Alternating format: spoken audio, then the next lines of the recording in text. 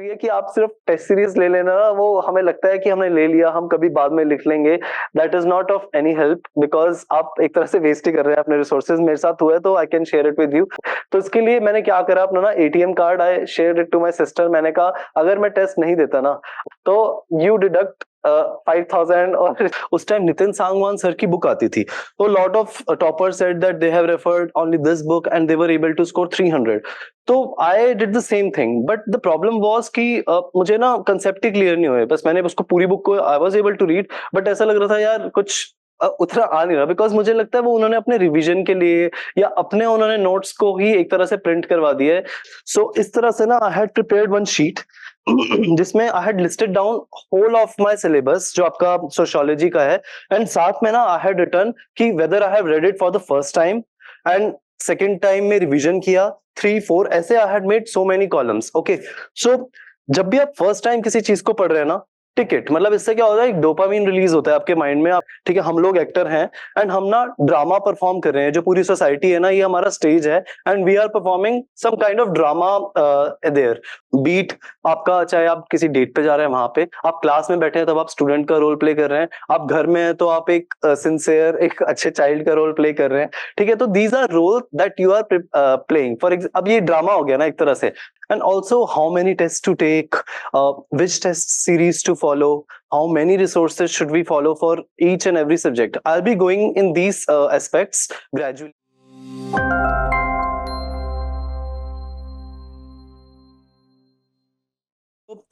Why I chose this optional, this is also very important.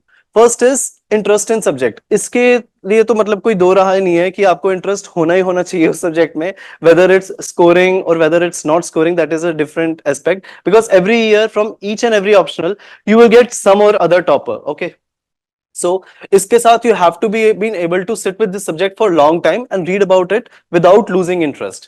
Second is availability of resource and material. This is also very essential because there are some optional जो बच्चे अपने graduation के basis पे choose कर लेते हैं, but in optional you have to go one step ahead from your graduation. आपको ना क्योंकि पोस्ट ग्रेजुएशन के लेवल का भी थोड़ा बहुत पढ़ना पड़ता है, और इसी के लिए थर्ड एक्सपेक्ट होता है कि उसमें कोचिंग इंस्टीट्यूट्स अवेलेबल हैं, मतलब कि टीचर की आपके पास गाइडेंस या कोई मेंटर की गाइडेंस अवेलेबल है।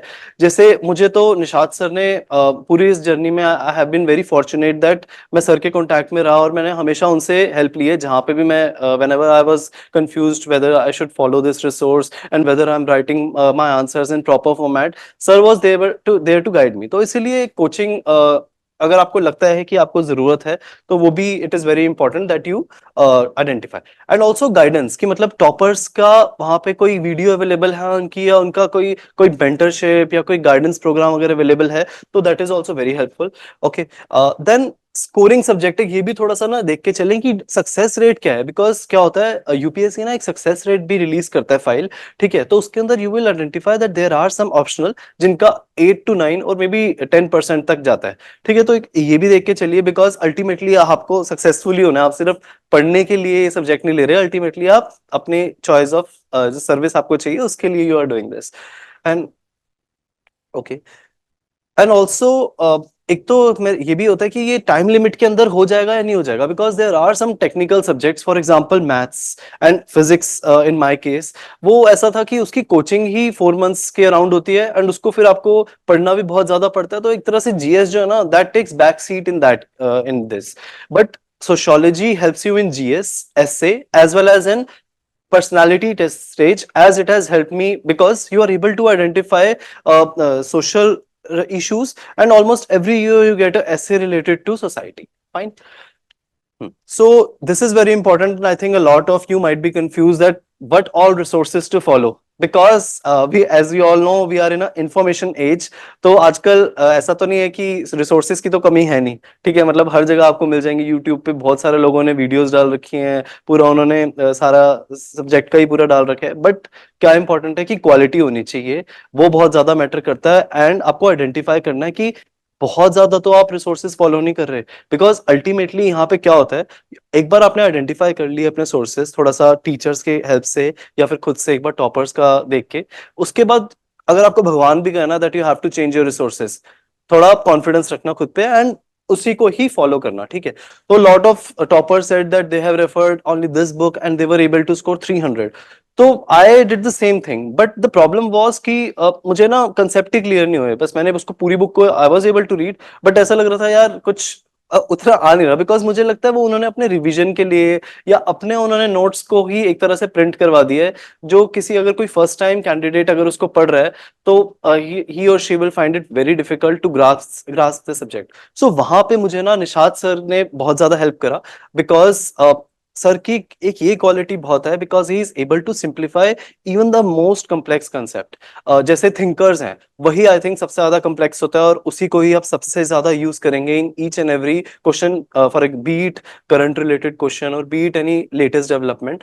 तो ये सर से ज्यादा मुझे लगता है कि कोई बेटर वो समझा नहीं सकता, बिकॉज वो इतने सिंपल तरीके से उसको ब्रेक डाउन करते हैं और इतने डायग्राम्स बताते हैं उनको एग्जाम्पल से।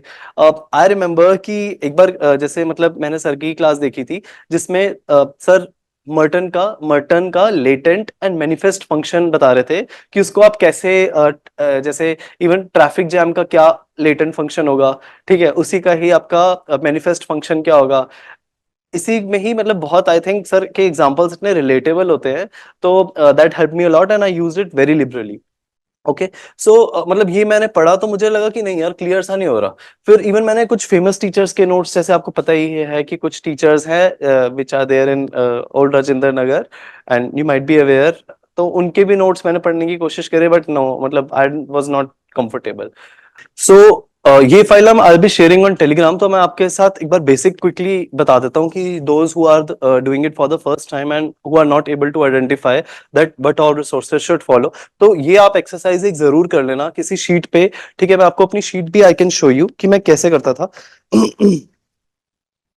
ओके, सो इस तरह से ना I had prepared one sheet जिसमें I had listed down whole of my syllabus जो आपका सोशियोलॉजी का है, एंड साथ में ना आई हैड रिटन कि whether I have read it for the first time and second time में रिवीजन किया, 3 4 ऐसे I had made so many columns. Okay, so जब भी आप फर्स्ट टाइम किसी चीज को पढ़ रहे हैं ना, टिकट मतलब इससे क्या होता है, एक डोपामिन रिलीज होता है आपके माइंड में, आपको लगता है okay I am doing some growth and also I am achieving some of my targets. तो ये आपको बहुत ज्यादा हेल्प करेगा, इवन फाइनल में भी बाद में आप देखोगे अच्छा मैंने 2 3 बार ये चीज पढ़ी हुई है, मतलब आपको कॉन्फिडेंस बूस्ट होता है इससे। तो ये अपने ना स्टडी टेबल के पास पेस्ट कर लीजिए, मैंने इस तरह से किया हुआ था।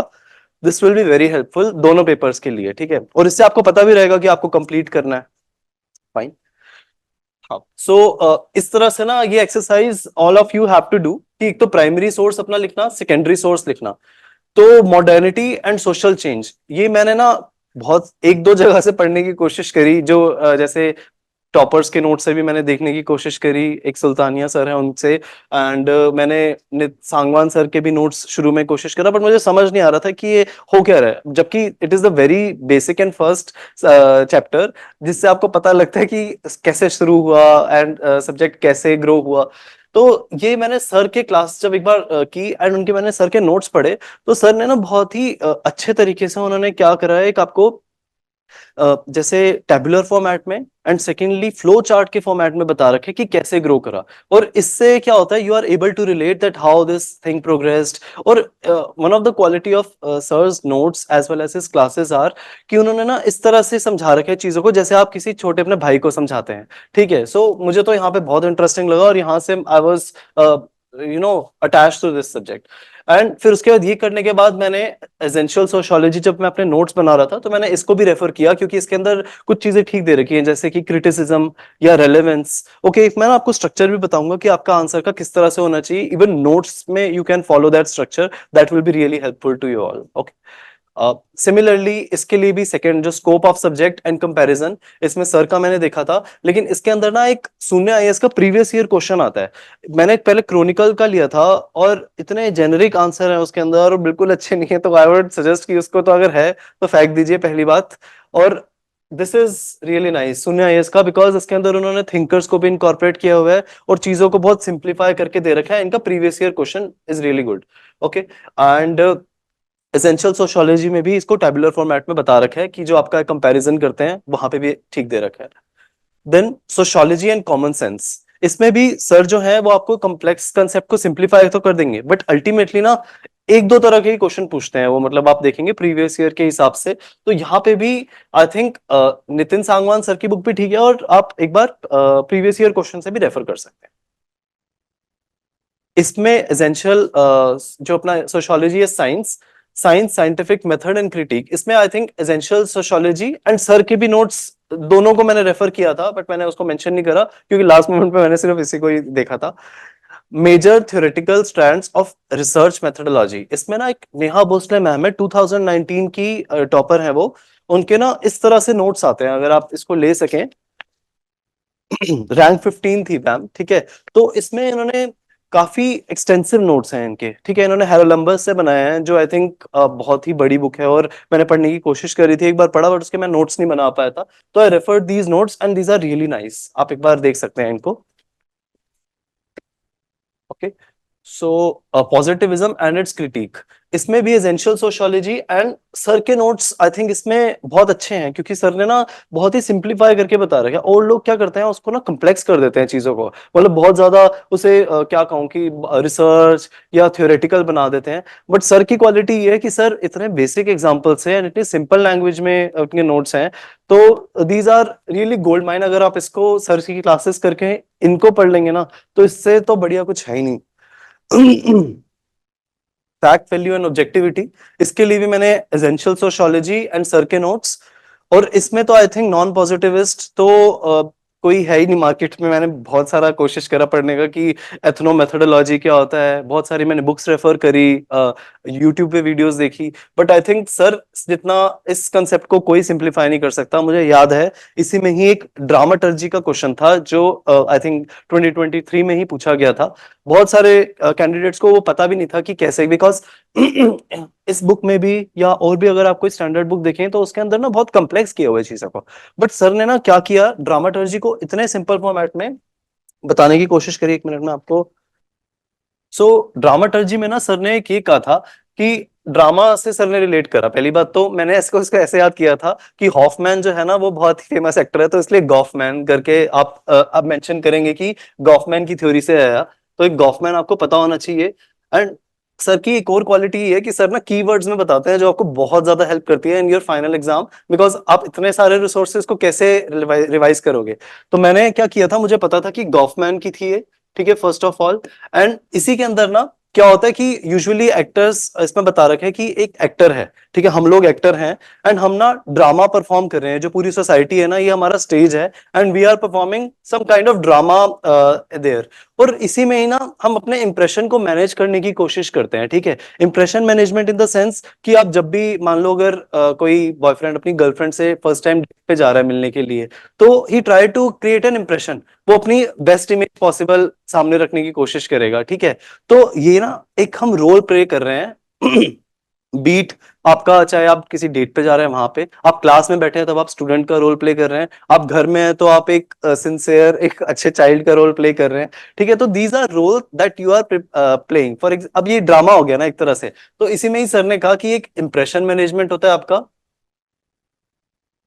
और इसी में ही क्या होता है आपकी ना पहले बैक स्टेज होता है। अब बैक स्टेज जैसे कोई भी एक्टर है, ठीक है, अब वो इमीडिएटली जाके फ्रंट स्टेज पे जाके तो परफॉर्म करेगा नहीं। तो बैक स्टेज में आप क्या कर रहे होते हो, यू आर प्रैक्टिसिंग दो स्किल्स। आप जैसे बचपन में भी आप कोशिश करते हो कि हम अच्छे बच्चे कैसे बने, you try to comb your hair, you try to dress properly for your school. तो यहीं पे ना at back stage you are practising this impression. तो ये सर ने बहुत अच्छे एग्जाम्पल से बताया था, जो मेरे दिमाग में बैठा हुआ था, ठीक है। ऐसे ही फिर क्या होता है, नेक्स्ट आपके पास फ्रंट स्टेज आता है। ये मेन है जहां पे आप अपना actor is playing performing their role. तो फ्रंट स्टेज पे जो आप कर रहे हैं ना, ये आपका रियल लाइफ में, और यही ड्रामाटर्जी का बेस है। तो आप इन्हीं चीजों को अगर आप एक्सप्लेन कर दो, देन इसी को ही आप थोड़ा सा इसका क्रिटिसिज्म बता दो कि नहीं, सिर्फ इसी के बेसिस पे ऐसा नहीं है कि स्ट्रक्चर से भी आप गवर्न होते हो। तो these things helps a lot. मतलब यहाँ पे अगर आपकी क्लास में अंडरस्टैंडिंग हो रखी है ना, किसी चीज को आपने अच्छे से समझ रखा है, तो I think that is really helpful. Okay, so ये तो एक एग्जांपल हो गया। this is very interesting question because I also had this dilemma while I was deciding a resource for each and every topic. तो उसके लिए तो you have to do some hard work. आपको ना क्विक ग्लांस करना आना चाहिए किसी भी रिसोर्स को, और वो आप किस बेसिस पे करेंगे? प्रीवियस ईयर क्वेश्चन के बेसिस पे। कोई आपका कोई रिसोर्स ऐसा तो है नहीं कि वो मेरे चाचा हैं या मेरे मामा है कि मैं उनका फॉलो करूंगा, ठीक है? कोई जरूरी नहीं है ऐसा। जहां से आपको जो बेस्ट मिल रहा है ना वहां से आप ले लीजिए। इस एग्जाम का बस यही एक आई थिंक तोड़ है। तो आप क्या करो, प्रीवियस ईयर क्वेश्चन देखो, देखो कि किस किस थीम्स पे ज्यादा चीजें पूछी जा रही हैं, ठीक है? मैं आपको नोट्स में I clarify this things even more, कि सबसे पहले आप कोई भी एक A4 शीट लेते हैं ना, उसके अंदर ऊपर लिख दीजिए कि इस थीम पे ये क्वेश्चन पूछा गया। फॉर एग्जांपल कार्ल मार्क्स में क्लास स्ट्रगल में कैसे क्वेश्चन आ रहे हैं, ऊपर आप लिख दो। अब उसी में ही ना आप क्या करो, एक दो सोर्सेज जो भी आप रेफर कर रहे हैं, मान लीजिए सर के प्रिंटेड नोट्स हैं, आई थिंक वो काफी अच्छे हैं थिंकर्स के लिए। और इसके अलावा अगर आप कोई अगर बुक रेफर कर रहे हैं या किसी प्रीवियस ईयर टॉपर के नोट देख रहे हैं, तो आपको इंपॉर्टेंट ये है कि आपको समझ आ रहा है पढ़ के, आप उससे कनेक्ट कर पा रहे हैं। बिकॉज कितने भी अच्छे नोट्स हों, ठीक है, if you are not able to understand और grasp the concept, it won't be helpful. Because आप भूल जाएंगे, आप कितना ही उसको रट्टा मार लेंगे यार, मतलब आपको अल्टीमेटली क्योंकि क्वेश्चन ना आजकल थोड़े से मॉडिफाई भी कर रहे हैं, और उसको वो करंट से भी रिलेट इसलिए कर रहे हैं so that they can identify that a child has not done only rote learning, rather they have understood the concept in whole। ठीक है, तो इसके लिए या तो आप किसी टॉपर्स के नोट रेफर कर सकते हैं, या सर के क्लास नोट्स और प्रिंटेड नोट्स आई थिंक बहुत अच्छे हैं and for most of the topics. जिनके लिए मैंने रेफर करा अलग, मैं आपको वो भी बताता चलूंगा। आप मेरे देख लीजिए, अगर आपको पढ़ के क्विक ग्लांस करो थोड़ा सा ना, उसको देखो कि अच्छा इसमें ये कवर्ड है, इसमें ये कवर्ड है, तो जिसमें मैक्सिमम चीजें कवर्ड है ना, वो वाला रिसोर्स फॉलो करो। या सो नॉन पॉजिटिविस्ट हो गया। Then research method and analysis, इसमें भी ना मैम के रिसोर्सेज बहुत अच्छे हैं, क्योंकि उन्होंने पूरी चीजों को एक शॉर्ट फॉर्मेट में, पॉइंट वाइज फॉर्मेट में बता रखा है, ठीक है? और ये आप तभी रेफर करेंगे जब आपने एक बार सर की क्लासेस देख रखी है, क्योंकि आपको बेसिक आइडिया ना लग गया है कि होता क्या है, क्वालिटेटिव क्या होता है, क्वांटिटेटिव क्या होता है। क्योंकि बहुत मेरे फ्रेंड्स ऐसे भी थे जिनसे मैं पूछता था, उन्होंने सब पढ़ लिया, उसके बाद भी उन्हें पता नहीं होता था। तो आपको बेसिक आइडिया होना चाहिए, और ये सर की क्लासेस से आपको हो जाएगा, इतना I can assure you that. Okay, तो मैम के नोट्स में उन्होंने काफी अच्छे से बता रखा है, और नितिन सांगवान सर ने ना, उन्होंने क्या किया हुआ है, इसको टेबुलर फॉर्मेट में बता रखा है, ठीक है? तो वो चीज आपको लास्ट मिनट रिवीजन में इट हेल्प्स अ लॉट। आप चाहे इसके नोट्स ना भी बनाए, कुछ चीजों को आप मार्क कर दीजिए कि अपने नोट्स में ही रीड फ्रॉम दिस। जैसे मैंने क्या किया था, मेरा एक रजिस्टर है, पेपर 1 का ही बना पाया था मैं। तो इस तरह से रजिस्टर है, इसमें ही ना मैं यहाँ पे जैसे फॉर एग्जांपल ये कोई मेरे एक नोट्स हैं, वैसे ही बल्कि हो जाते हैं, आप उसमें और कितना जो चीज ऑलरेडी मेंशन्ड है, तो वहीं पे आप मेंशन कर दो read from Nitin Sangwan sir page ऐसे, ठीक है? इससे बहुत आपको थोड़ा सा इजी हो जाएगा रेफर करना। ओके, ठीक है। Variable sampling, hypothesis, reliability, validity, ये आई थिंक सर की बुक में अच्छे से डायग्राम और उसमें समझा रखे हैं, नितिन सांगवान सर की बुक में आप देख लें, यहाँ से चीजें क्लियर हो जाती हैं। अगर थोड़ा और देखना तो आप सर की क्लासेस जो है वहां पे वो सिंप्लीफाई कर देंगे आपके लिए, ठीक है? निशात सर की क्लासेस में।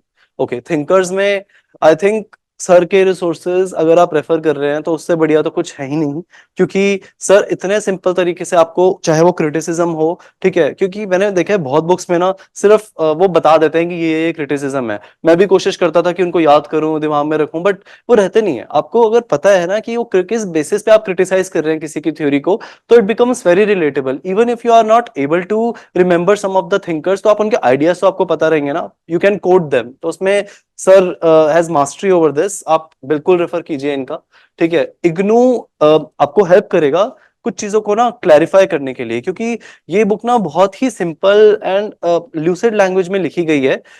तो मुझे तो अच्छी लगी थी, आप अगर देखना चाहे तो you can refer this. Upendra sir के नोट्स मैंने इसलिए देखे थे क्योंकि कुछ टॉपर्स कहते हैं कि इसमें सर ने चीजों को बता रखा है बट थोड़ा सा कॉम्प्लेक्स कर रखा है। अगर आप फर्स्ट रिसोर्स ना रेफर करके इसको, अगर आपको लगता है कि थोड़ी और हेल्प चाहिए या आपके बेटर आंसर लिखने हैं, तो आप थोड़ा सा यहाँ पे रेफर कर सकते हैं। एंड एसेंशियल सोशियोलॉजी रिवीजन के लिए फाइन। अमील डरखाइम के लिए भी आई थिंक सर के रिसोर्सेज ही, चाहे वो क्लास नोट्स हो या प्रिंटेड नोट्स से, आप उसको साथ में कर लेंगे, क्योंकि मैंने तो इन दोनों को ही रेफर किया था और ये बेस्ट है। उपेंद्र सर के क्विकली मैंने ग्लांस किए थे। मैक्स वेबर के लिए भी सर का बिल्कुल गोल्ड माइन है। आप रेफर दीज सोर्सेज। इग्नू इसके लिए बहुत अच्छी है क्योंकि इन्होंने ना एग्जांपल्स काफी अच्छे अच्छे ले रखे हैं। जैसे फॉर एग्जांपल सोशल एक्शन हमें पता नहीं लगता, ऐसे ही आइडियल टाइप्स भी हमें समझ नहीं आता कि कौन से एग्जांपल होने चाहिए, आइडियल टाइप होता क्या है। तो वहां पे ना उन्होंने थोड़ा सा सिंप्लीफाई किया हुआ है चीजों को। और एक और क्वालिटी है इग्नू में कि ना जैसे आप कोई कंसेप्ट समझाया ना, साथ के साथ ही they put some question so that you can test your learning also. तो वहीं पे इसने मेरे को थोड़ा हेल्प करा था, इसने मेरे बेसिक्स ठीक कर दिए थे। यहाँ पे ना ये बहुत जरूरी है कि आपको बेसिक्स पता होने चाहिए। जैसे अभी भी कोई मेरे से आइडियल टाइप पूछेगा ना, मैं थोड़ा बहुत ये बता पाऊंगा कि क्या होता है, और मुझे सर की क्लासेस से ही उसको याद है कि आइडियली होता क्या है आइडियल टाइप।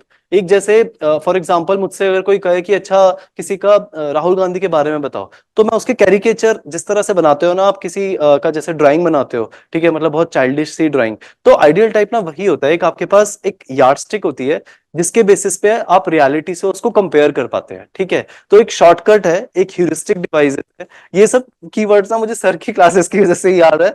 और आप ये सब लिखेंगे तो आपको पक्का पक्का से मार्क्स मिलेंगे, I am very much sure.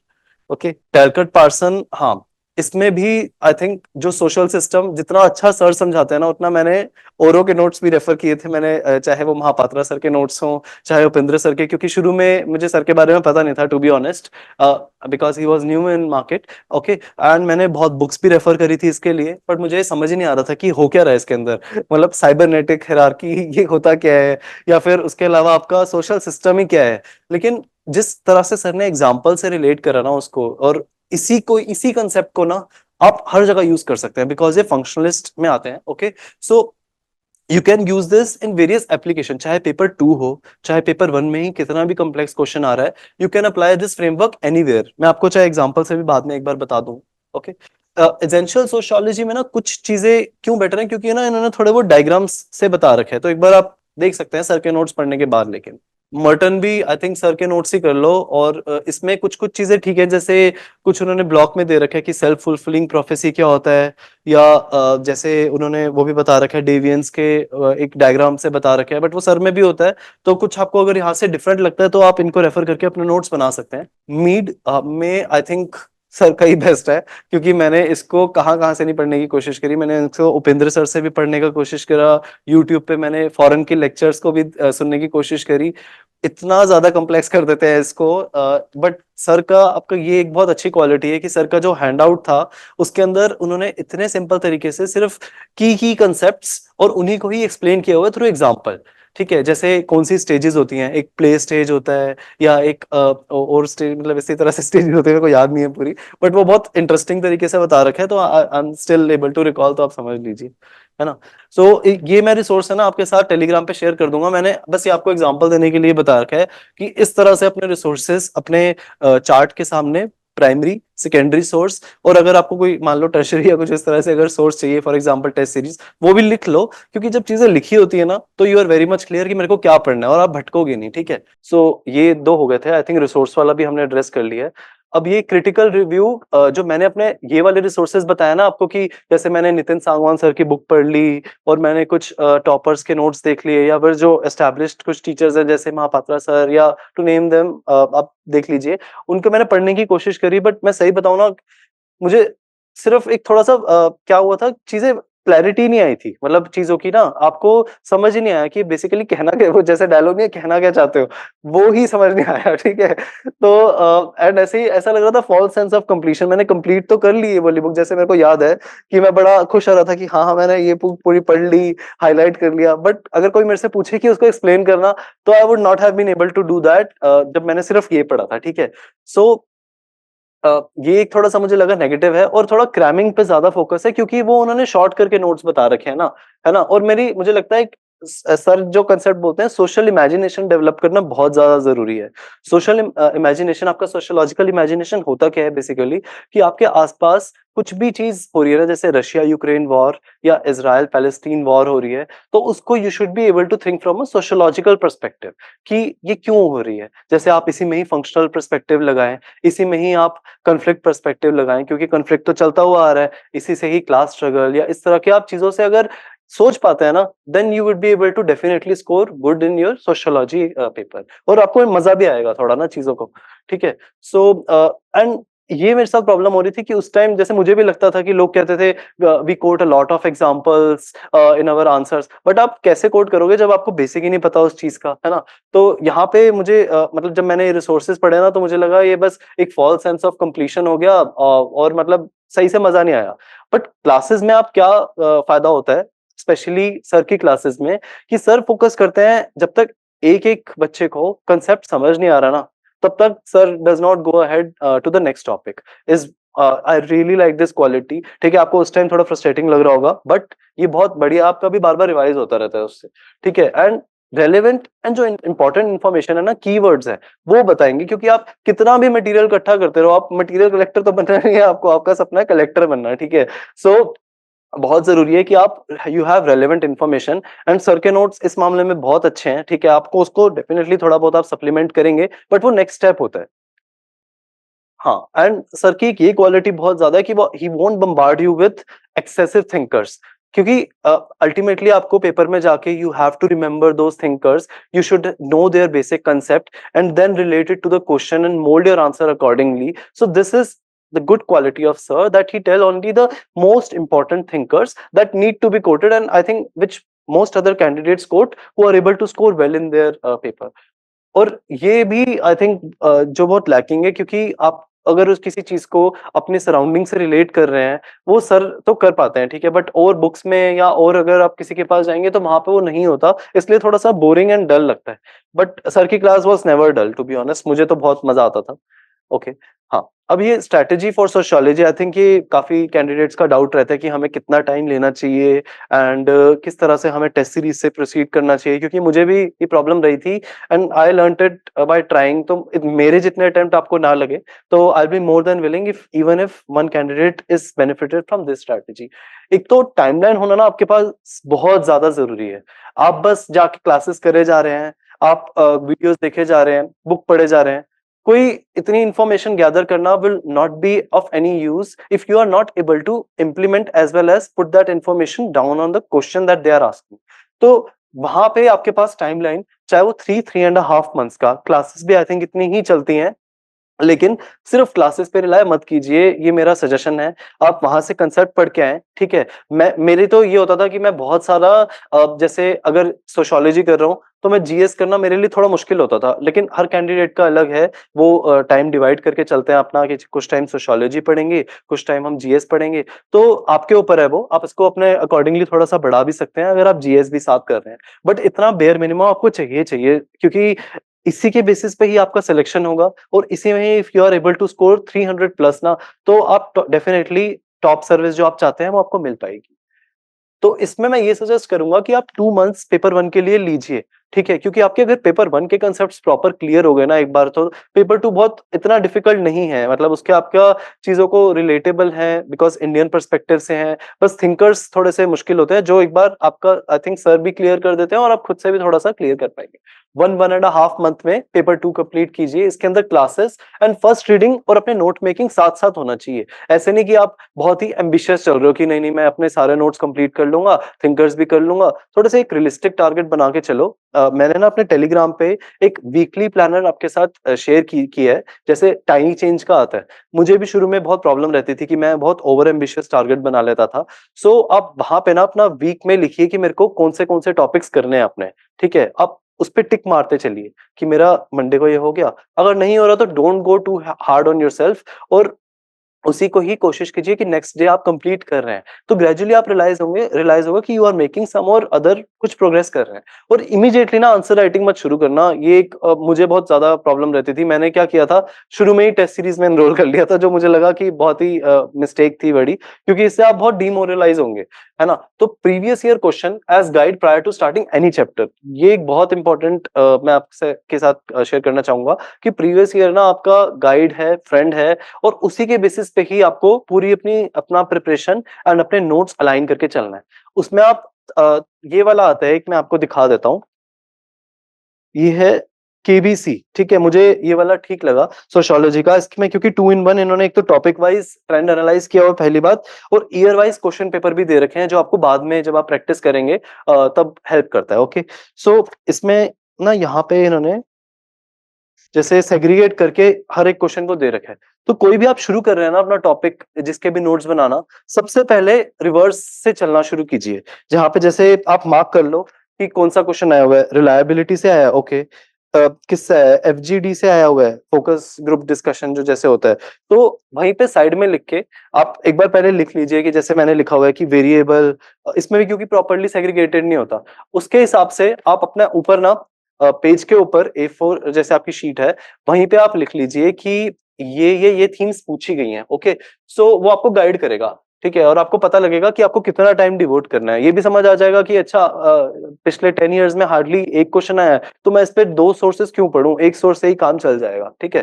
For example, if you are studying thinker, so you will see not every topic from the think each and every thinker is important. There are some topic that tends to get repeated a lot, so there you have to have concepts which are very much clear, and आपसे ज्यादा किसी को ना पता हो, कोशिश ये कीजिए, ठीक है। ओके, हाँ, अब इसमें आपको ये करना है कि फॉर एग्जांपल अगर आप जैसे 2025 के लिए मैं बोल रहा हूँ, जून में फॉर एग्जांपल अगर आपका या मई में होगा, सो जनवरी से ना your focus should shift towards, कोशिश कीजिए, ये मतलब होता नहीं है बहुत लोगों का, बट कोशिश ये आपको करनी है कि जनवरी से प्रीलिम्स की तरफ आपका फोकस शिफ्ट हो जाना चाहिए, बिकॉज प्रीलिम्स बहुत ही ज्यादा ब्रूटल स्टेज है। मुझे तो शुरू में बहुत प्रॉब्लम रहती थी उसमें, एंड क्लियर नहीं होता था। अब सीसैट और डिफिकल्ट हो गया है, तो आप कोशिश कीजिए कि आपकी दिसंबर या एट मैक्स जैन मिड तक ना एक बेसिक स्ट्रक्चर, आपके बेसिक नोट्स, हर जो सिलेबस आपका दे रखा है ना प्रॉपर एक एक टॉपिक, उस पे एटलीस्ट 1 या 2 पेज के नोट्स प्रिपेयर्ड होने चाहिए, ठीक है। अब जिस जिसके आप कह रहे हैं, कुछ आप बुक से भी रेफर कर सकते हैं, जैसे मैंने पेपर 2 को मैंने बुक से किया था, तो यहाँ पे आपका हो जाना चाहिए बाय दिसंबर और जनवरी, आपकी एक रीडिंग और एक कुछ नोट्स प्रॉपर आपके पास अवेलेबल होने चाहिए, ओके। देन नेक्स्ट मेरा क्या होता था कि जैसे मैंने अगर एक बार अपने बेसिक नोट्स बना लिए, कुछ क्लासेस कर ली, तो आपको सिर्फ पढ़ लिया, ये इससे आपको कुछ फायदा तो होने नहीं वाला। अल्टीमेटली आपको उसको रिप्रोड्यूस करना है, चीजों को याद करना है। तो आप जब भी आपने किसी चीज को इंटरनलाइज करा ना, तो जब आपका for example 30-40% in the sense कि आपके 4 या 5 चैप्टर हो गए, तब आप डेली आंसर राइटिंग का एक प्रोग्राम ज्वाइन कर सकते हैं। मैंने यहीं पे एक डैम प्रोग्राम होता है लेवल अप आईएएस में, sir is it available now sir? अभी भी होता है आई थिंक, फाउंडेशन मेंस के बाद, ओके। सो डैम प्रोग्राम मैंने ज्वाइन किया था, ठीक है, daily answer writing and mentorship programme था, जो मेरे लिए बहुत हेल्पफुल रहा था, क्योंकि इससे क्या होता है, they ask 2 question every day from a topic that they have assigned, और वो आपसे एक एक हफ्ते पहले आपके पास ना शेड्यूल आ जाता है, तो उसके अकॉर्डिंग ना आप वो वही टॉपिक रिवाइज करो और उसी का आंसर लिखो। सो इससे आपका रेगुलरिटी बनी रहेगी first of all, and secondly आप ये बहुत ज्यादा अपने आप पे प्रेशर नहीं डाल रहे कि मुझे जाके उसका सेक्शनल टेस्ट देना है एंड फुल लेंथ टेस्ट देना है। तो अपना ना थोड़ा सा एक पेस प्रॉपर चलो, और अपना खुद के बारे में पता होना चाहिए आपको, यही बहुत ज्यादा जरूरी है। तो मुझे इसने बहुत ज्यादा हेल्प करा था कि डेली आंसर राइटिंग मैंने करना शुरू करा once some of at least 40% of my paper 1 was done, ताकि मैं एक ग्रूव में आ जाऊं लिखने की। फिर आप ग्रेजुअली अपना शिफ्ट कीजिए। आई थिंक डैम्प में ही क्या होता था कि जब आपका कुछ सेक्शन कंप्लीट हो गए ना, 5 चैप्टर, तो there used to be a sectional test.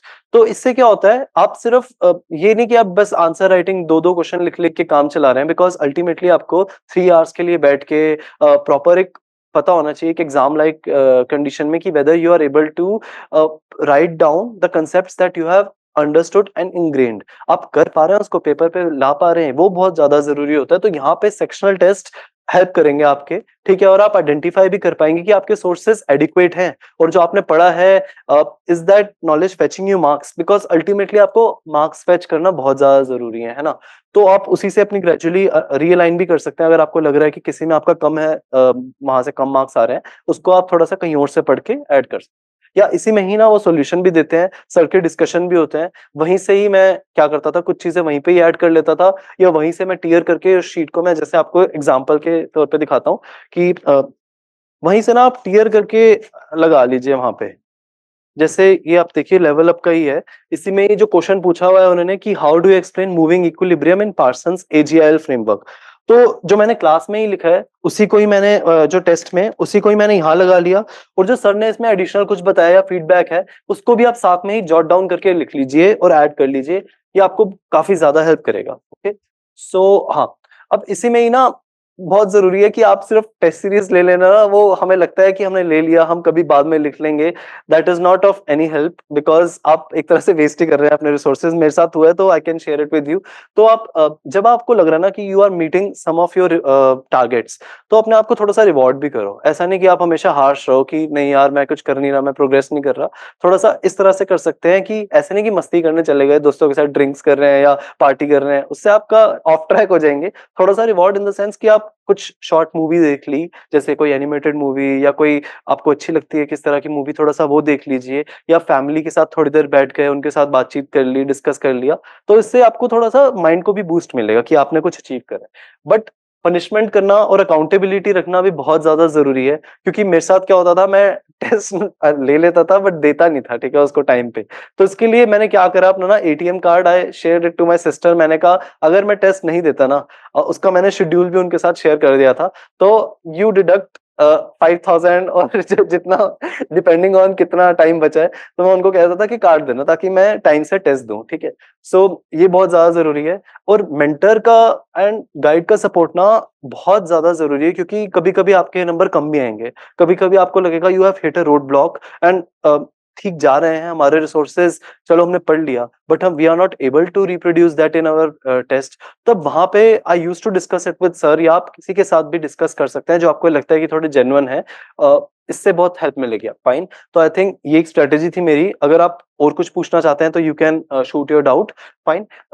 Next है notes, how to make notes for sociology. आपने पहले भी पूछा है कि एक तो बेसिक नोट्स शुरू में कैसे बनाएं, वो मैं डिस्कस करूंगा। देन माइक्रो नोट्स कैसे बनाना है, मैं अपना एग्जांपल भी आपको दिखा दूंगा। ओके, सो इसमें ना सिलेबस, ये मेंस की बहुत अच्छी क्वालिटी, प्रीलिम्स में चलो सिलेबस नहीं दे रखा, बट मेंस में each and every topic is listed very very clearly, और उससे ज्यादा आपको करने की जरूरत है भी नहीं, क्योंकि वही बहुत ज्यादा हो जाता है। तो ये आपका गाइडिंग लाइट होगा सिलेबस, ठीक है। इसको तो अपने सामने, जब भी आप शुरू कर रहे हो कोई भी टॉपिक, तो अपने सामने रखिए। For each topic jot down, जैसे मैंने आपको कहा था कि प्रीवियस ईयर कौन सी थीम आई हुई है। फॉर एग्जाम्पल कार्ल मार्क्स का ही अगर हम देखें इसके अंदर, जैसे पार्सन का देख लेते हैं। ओके, वो आ गया यहाँ पे। तो इन्होंने पूछा हुआ है critically analyse Parson view on society as a social system. तो अब वही हो गया, आप देखेंगे कि सोशल सिस्टम, वहीं पे आप ऊपर लिख लीजिए society as a social system. Analyse the relevance of pattern variables in the study of social change. Pattern variables, इसमें आप बेसिकली वही लिखेंगे, ठीक है। ऐसे ही how can Parsons AGIL framework be used to analyse key problems in the society. इसके लिए तो सर ने बहुत ही अच्छे से समझाया हुआ था कि कौन सी प्रॉब्लम है। फॉर एग्जांपल करप्शन है आपकी एक प्रॉब्लम, या फिर और कुछ अगर आप प्रॉब्लम देखें, पोल्यूशन प्रॉब्लम है, पॉपुलेशन प्रॉब्लम है, तो इस फ्रेमवर्क को किस तरह से यूज करना है, यहाँ पे आप वहीं पे क्वेश्चन ऊपर लिख लीजिए कि एजीआईएल फ्रेमवर्क। तो इससे आपको समझ आ जाएगा कि कौन सी थीम्स रिपीट हो रही हैं, पहली बात, और मुझे किस पे ज्यादा फोकस करना है। ओके, सो मैं ऐसे करता था कि मैं ऊपर ही लिख लेता था, ठीक है, थोड़ा सा पेज पे। देन आप क्या कीजिए कि आपके ना नोट्स कीवर्ड बेस्ड होने चाहिए। ऐसा नहीं कि आप पूरी चीजों को बड़ी बड़ी लाइंस में लिख रहे हैं, ऐसा जरूरी नहीं है, क्योंकि सिर्फ आपको ही समझ आना चाहिए। नोट की क्वालिटी ये बहुत अच्छी ये होनी चाहिए कि कोई अगर उसे पढ़े तो ही इज और she is not able to understand that, only you are the one, और जिसको समझ आ रहा है वो चीज, ठीक है। और इसमें भी जो आप एक सोर्स तो अपना बेस रखें, एक सेकेंड रिसोर्स जिसमें आपको लगता है कि मुझे ये चीज थोड़ी यहाँ से क्लियर नहीं हुई, या इसमें I need to go a bit more in depth, so वहां से आप पढ़ लीजिए अपना, ठीक है। उसके बाद नोट्स बनाएं, हो सके तो A4 शीट में बनाएं, क्योंकि मुझे बाद में रियलाइज हुआ था कि अगर हम रजिस्टर में बनाते हैं ना, तो हमें पता नहीं लगता कि एक टॉपिक को हम कितने पेजेस दे दिए। अगर if you are making it in A4 sheet, तो आपको at the back of the mind you should be clear कि मैं एक या दो पेज से ज्यादा, depending on the importance as well as how many previous year question have been asked, 2 या 3 पेज से ज्यादा नहीं होना चाहिए, ठीक है। आइडियली आपका ये बहुत ज्यादा जरूरी है। और अगर कोई डिजिटल बना रहा है तो there is no harm in that, a lot of people are very comfortable in digital, I was not, so I used to prefer A4 sheet या रजिस्टर। ओके, हाँ, अब इसके अंदर ना आई शेयर कि फ्रेमवर्क आपका क्या होना चाहिए नोट बनाने के लिए। अगर हो सके तो इससे आप थोड़ा सा मैच करके चलिए। ये तो बिल्कुल आइडियल फ्रेमवर्क है कि कोई भी कंसेप्ट है, आइडियल टाइप हो गया, या पैटर्न वेरिएबल हो गया, या फिर क्लास स्ट्रगल, इसकी ना एक प्रॉपर डेफिनेशन है, ठीक है। अगर आप वो ढंग से डेफिनेशन लिखते हैं, ऐसे ही रिलीजन हो गया जो डेफिनेशन दुर्खीम ने दी है, तो इसकी डेफिनेशन आपके पास बिल्कुल इंग्रेन्ड होनी चाहिए और समझी हुई होनी चाहिए कि होता क्या है इसका मतलब। So first of all definition is very important. Second, diagram और फ्लो चार्ट। जैसे अगर आप देखेंगे कि मॉडर्निटी कैसे डेवलप हुई, ठीक है, तो उसका फ्लो चार्ट या डायग्राम बहुत इजीली बन सकता है। आप थोड़ी सी स्पेस रख लीजिए, आप खुद भी ग्रेजुअली जब सब्जेक्ट से फेमिलियर हो जाएंगे तो you will be able to formulate some और other flow chart on your own. तो यहाँ पे कुछ स्पेस उसके लिए भी रखिए। Then core idea and keywords. अभी आपको शुरू में चाहे उसके बारे में समझना है कि ये बेसिकली इसमें कीवर्ड्स क्या है या इसका कोर आइडिया क्या है, but keep some space there, ताकि आप लास्ट मिनट रिवीजन में ना it will help you a lot. आप सिर्फ वहां पे कीवर्ड्स लिखिए। फॉर एग्जांपल अगर आप पैटर्न वेरिएबल में देखें तो उसके अंदर कौन से होते हैं कि जैसे हम पढ़ते ही हैं, एक तो सिंपलिस्टिक सोसाइटी है ना सर, ये सब होते हैं ना। हाँ हाँ, स्क्राइब्ड होते हैं, अचीव। तो दो तरह की सोसाइटी होती है, एक प्रिमिटिव और ये आपकी मॉडर्न सोसाइटी। उसी के अंदर आपका जो फ्रेमवर्क एस्क्राइब्ड, अचीव्ड है, या फैमिली से रिलेटेड, या इस तरह, हाँ यूनिवर्सल, या ठीक है सर। तो इस तरह से आप वहां पे लिखिए। ऐसे ही थिंकर्स के लिए भी ना दो तीन थिंकर्स आपका वहां पे जो मेंशन्ड है, उनके दो तीन थिंकर्स के core ideas there should be there, या कुछ स्पेस आप रख लीजिए। वो ग्रेजुअली जब आप टेस्ट देंगे या कहीं और से आपने किसी टॉपर के आंसर कॉपी को रेफर करा, तो वहां पे आप इनको you can keep on adding. ये आप सोच रहे हो ना कि फर्स्ट गो में ही आपका एक बारी में ही पूरा इतना इंटेंस और बेस्ट नोट्स बन जाएंगे, वो नहीं हो पाता। बस थोड़ा सा वहां पे जगह रख लीजिए। जैसे मैंने भी क्या करा था कि वहीं पे साइड में थोड़ी सी जगह रख ली थी, और बहुत ज्यादा ना थिंकर्स पे फोकस मत करना, बट उनके कोर आइडियाज को समझने की कोशिश करना। ओके, हाँ, अब ये बहुत जरूरी है, जो बहुत लोग ना मिस कर जाते हैं कि उनकी कंट्रीब्यूशन क्या रही है। ठीक है, किसी भी थिंकर की, चाहे वो इंडियन थिंकर हो, चाहे कार्ल मार्क्स की कोई थ्योरी हो कि क्लास स्ट्रगल, इस एक कंट्रीब्यूशन कोशिश करना कि एक ये वाला भी आप ऐड कर सके। और इसी को ही ना एक इंडियन कंटेक्स्ट से भी आपको समझ होना चाहिए कि मैं इस थ्योरी को इंडियन कंटेक्स्ट में कैसे करूंगा। मतलब फॉर एग्जांपल अगर मैं आपका एजीआईएल मॉडल को ही हम इंडियन कंटेक्स्ट में अगर रेफर करना चाहें, तो करप्शन तो आई थिंक वर्ल्ड अक्रॉस हर जगह ही प्रॉब्लम है, बट उसको आप इंडियन कंटेक्स्ट में अगर कैसे एक्सप्लेन करेंगे, यहाँ पे आपका थोड़ा सा डिफरेंस क्रिएट हो जाता है। ओके, और एक रेलेवेंस या कंट्रीब्यूशन, आई थिंक वो सेम ही बात होगी, बट थोड़ा सा एक रेलेवेंस भी पता होना चाहिए। Criticism is also very important. Even if they don't ask in question ना, आपको मेंशन करना पड़ता है क्रिटिसिज्म।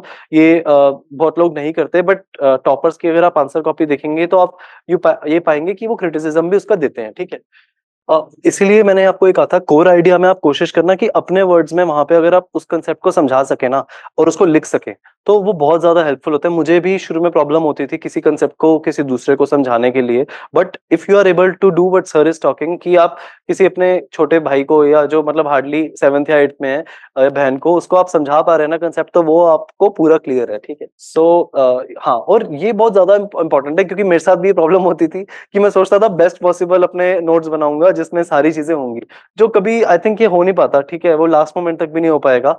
इंपॉर्टेंट है आप कंप्लीट करो अपने रिसोर्स, जो अपने नोट्स बना रहे हो। और ये सब ना, ये मैंने आइडियल बता रखा है, जरूरी नहीं है कि आपका हर चीज में होगा। Just keep some space there. Gradually जैसे जैसे आप इंप्रूव करेंगे, टेस्ट देंगे या फिर खुद से भी आप सोचेंगे, तो जैसे आप अगर न्यूज भी पढ़ते हैं, तो you will keep on adding this things gradually to your notes. ठीक है, ये this are ideal notes, and ऐसा नहीं है कि ऐसे आपके बन जाएंगे। ओके, हाँ।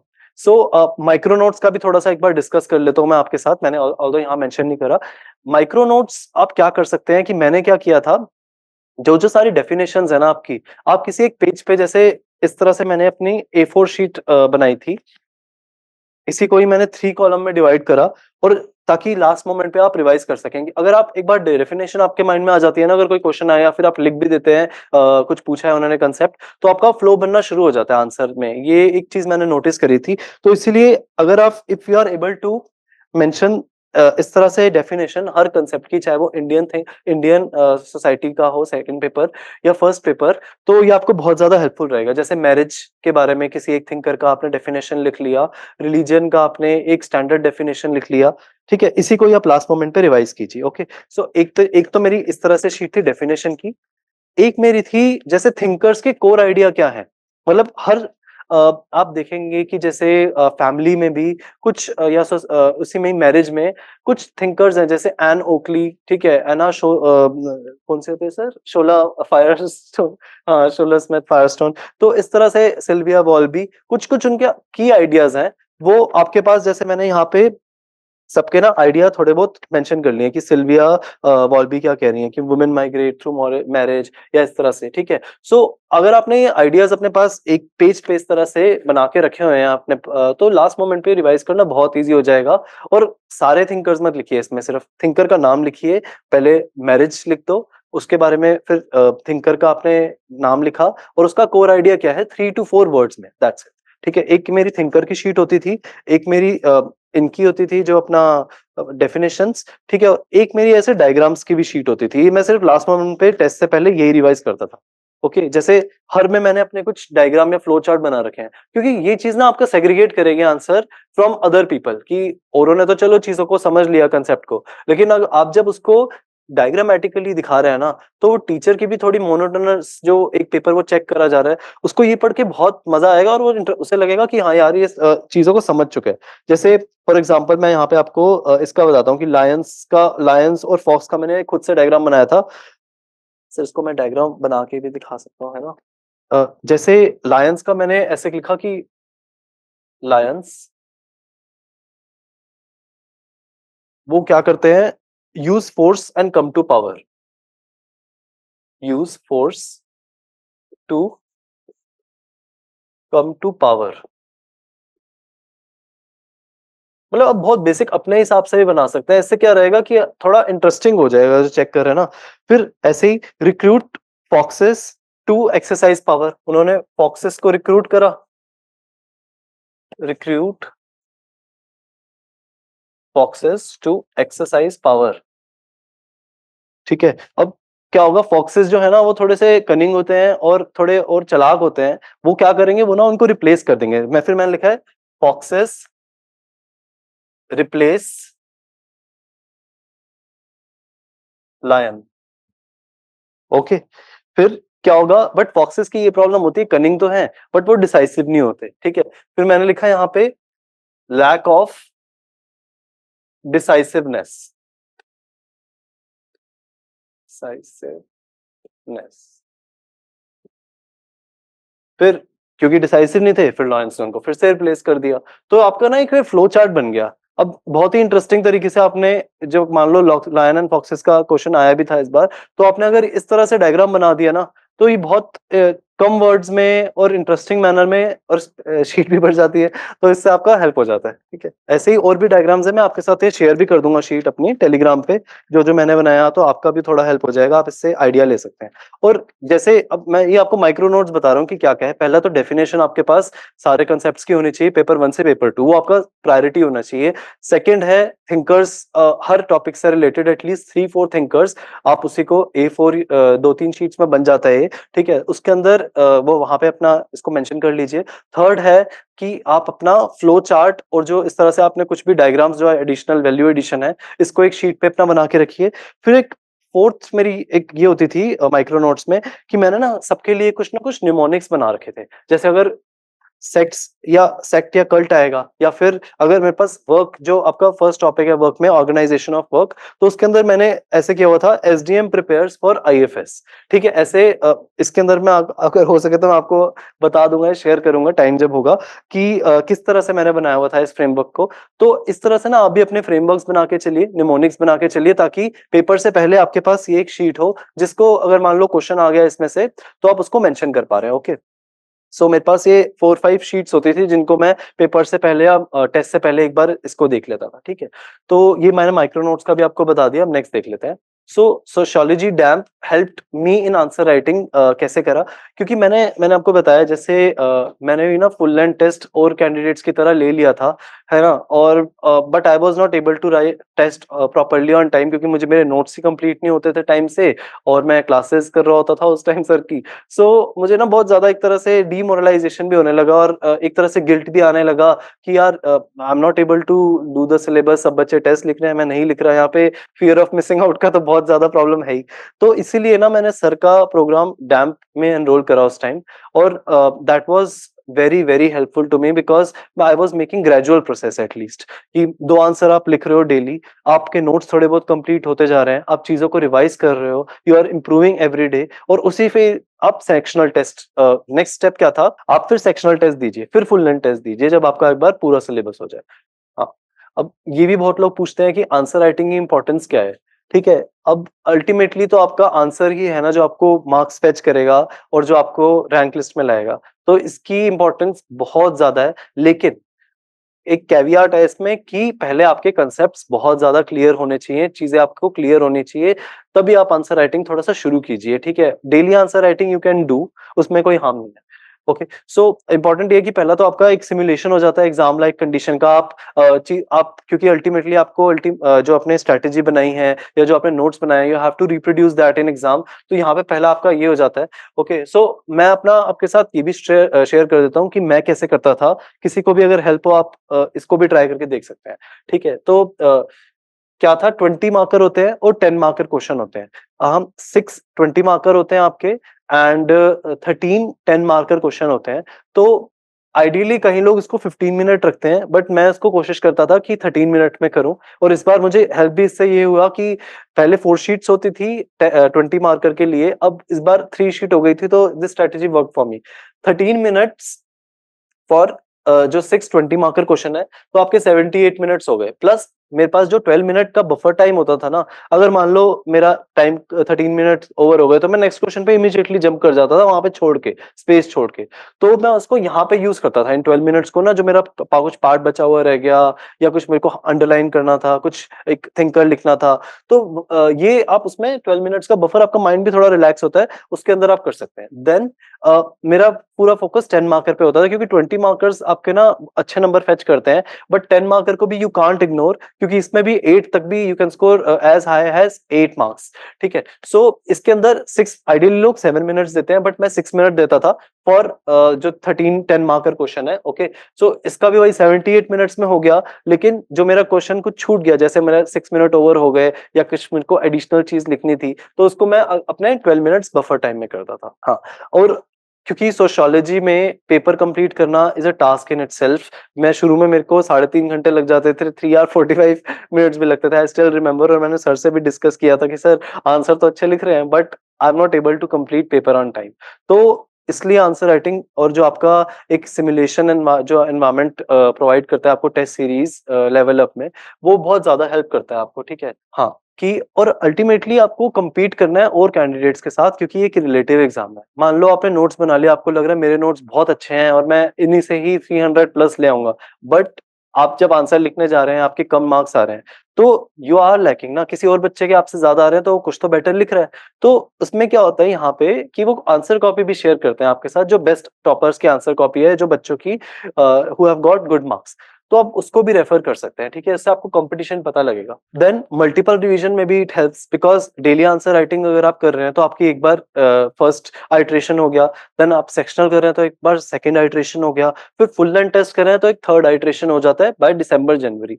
तो आप इस स्ट्रेटेजी को फॉलो कर सकते हैं, एटलीस्ट 3 बार आपका पहले हो गया, और जब आप मेंस का टाइम होगा तब आप थोड़े प्रिपेयर्ड होंगे और बहुत ज्यादा टेंशन में नहीं होंगे। हाँ, और एक ये बहुत इंपॉर्टेंट बात शेयर करना चाहूंगा, जीएस में क्वेश्चन रिपीट हो या ना हो जो मेंस में, बट ऑप्शनल के अंदर हमेशा हमेशा से क्वेश्चन रिपीट होंगे, क्योंकि स्टैटिक पार्ट अभी भी किंग है, उसको आप कहीं से भी इग्नोर नहीं कर सकते। और उन्हीं क्वेश्चंस को आप कैसे आंसर बेटर लिख सकते हैं, किस तरह से आप उसके अंदर करंट डाल सकते हैं, वो एक्सपेरिमेंट आप यहीं पे ही करके देखिए, rather than doing it in real exam, ठीक है? सो यहाँ पे आप कर सकते हैं। और एक ये आपको बहुत ज्यादा हेल्प करता है कि कई लोग कहते हैं कि हमने पेपर 1 की नॉलेज पेपर 2 में यूज करी एंड वाइस वर्सा। अब वो एक दिन में नहीं होता, ये इसके लिए आपने जब चीजों को बार बार रिवाइज करा हुआ है, आपके माइंड में इंटरनलाइज है, इतने सिंपल आपने अपने माइंड में कंसेप्ट कर रखे हैं that you are explain it to, like sir said, a rickshaw वाला, तब आप ये चीजें यूज कर पाते हैं, तब आप उसके पर्सपेक्टिव पेपर 1 के पेपर 2 में यूज कर पाते हैं, जो बहुत सारे आप अगर टॉपर्स के आंसर कॉपी देखेंगे तो वो करते हैं। हाँ, और ये भी आपको पता लग जाएगा कि आपके सोर्सेज ठीक है या नहीं है, या कुछ आपको एडिशन करना है। ओके, सो या पेपर 2 के लिए a lot of candidates are confused कि हमें किस तरह से पढ़ना चाहिए इसको, एंड डायनामिक बहुत ज्यादा हो गया है एंड हमें अभी भी स्टैटिक पे फोकस करना चाहिए। तो आई वुड, मेरी एक सजेशन आपके साथ यही रहेगी कि अगर आप लास्ट ईयर का भी पेपर उठा के देखेंगे ना, तो यू विल रियलाइज कि स्टैटिक अभी भी किंग है, ठीक है? स्टैटिक बिल्कुल उससे ज्यादा कुछ इंपॉर्टेंट अभी नहीं है मेरे हिसाब से। आपका होना चाहिए कि ईच एंड एवरी टॉपिक आप कवर कर रहे हैं सिलेबस का, वो बहुत ज्यादा इंपॉर्टेंट है। और शुरू में सिर्फ एक सोर्स है, क्योंकि अल्टीमेटली आपका आप यही देखिए ना कि पेपर के हार्डली 5 डेज मिलते हैं आपको, जो गैप होता है जीएस मेंस में एंड जो आपका ऑप्शनल पेपर होता है। तो इन 5 डेज में आप किस तरह से रिवाइज करेंगे इतना सारा, एंड पेपर जब आपका सोशियोलॉजी पेपर 1 हो गया और पेपर 2 हो गया, उसके बीच में भी आपको उसको रिवाइज करना है। तो कोशिश करना है कि यहाँ पे rather than running after resources, revision should be your first priority. Okay, तो इसलिए कंप्लीशन आई थिंक बहुत ज्यादा इंपॉर्टेंट है। देन सेकंड आपके लिए ये होना चाहिए कि मल्टीपल रिवीजन करें आप पेपर 2 में ना, क्योंकि कुछ कॉन्सेप्ट्स थोड़े से मुश्किल हैं थिंकर्स के। जैसे आई थिंक दीपांकर गुप्ता के कुछ कॉन्सेप्ट्स थोड़े डिफिकल्ट होते हैं। गांधी जी एंड अंबेडकर का एक बहुत इंपॉर्टेंट है, बट इसको शुरू में ग्रास्प करना थोड़ा हार्ड होता है और इसको थोड़ा सा ज्यादा पढ़ना पड़ता है। तो यहाँ पे आपका इंपॉर्टेंट होता है कि पेपर 2 में आप इन सब चीजों को करें। हाँ, एंड इससे आपका क्या होगा, क्योंकि पेपर 2 में ना मोस्टली क्वेश्चंस रिपीट ही होते हैं। जित अगर आप देखेंगे प्रीवियस ईयर, तो उसमें कुछ बहुत ज्यादा कुछ नया क्वेश्चन वो नहीं डाल पा रहे हैं ना। और इसी में ही कोशिश करना कि आपके पेपर 2 में अगर अच्छे नंबर लाने हैं ना, तो पेपर 1 के जो थिंकर्स हैं उनको लिबरली यूज कीजिए पेपर 2 में। जैसे अगर आपको कोई भी चीज फंक्शनलिस्ट पर्सपेक्टिव से दिखानी है तो यहाँ पे आप दिखा सकते हैं, या अगर उसको कॉन्फ्लिक्ट पर्सपेक्टिव से दिखाना है तो भी आप इसको यूज कर सकते हैं। ओके, हाँ, एक चीज और करना है जब आपका एक बार कंप्लीट हो जाए कोर्स, क्योंकि आजकल ना पेपर में they are asking case studies के थ्रू एक्सप्लेन करो। जैसे लास्ट ईयर ही अगर आप देखेंगे तो एक क्वेश्चन था कि केस स्टडीज के थ्रू एक्सप्लेन कीजिए कि डेवलपमेंट एंड डिपेंडेंसी। ओके, तो यहाँ पे आप केस स्टडीज कहाँ से लेंगे वो भी ना मैं अपने चैनल पे शेयर कर दूंगा, या फिर आप एक चीज और कर सकते हैं कि आर्टिफिशियल इंटेलिजेंस प्लेटफॉर्म है कुछ, मैं आपको बता भी देता हूँ। एक है को पायलट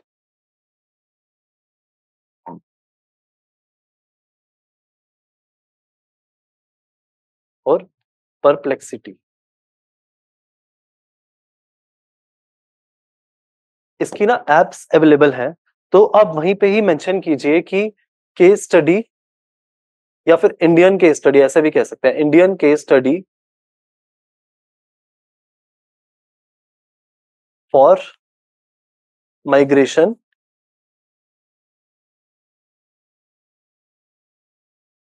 फ्रॉम सोशियोलॉजिकल पर्सपेक्टिव।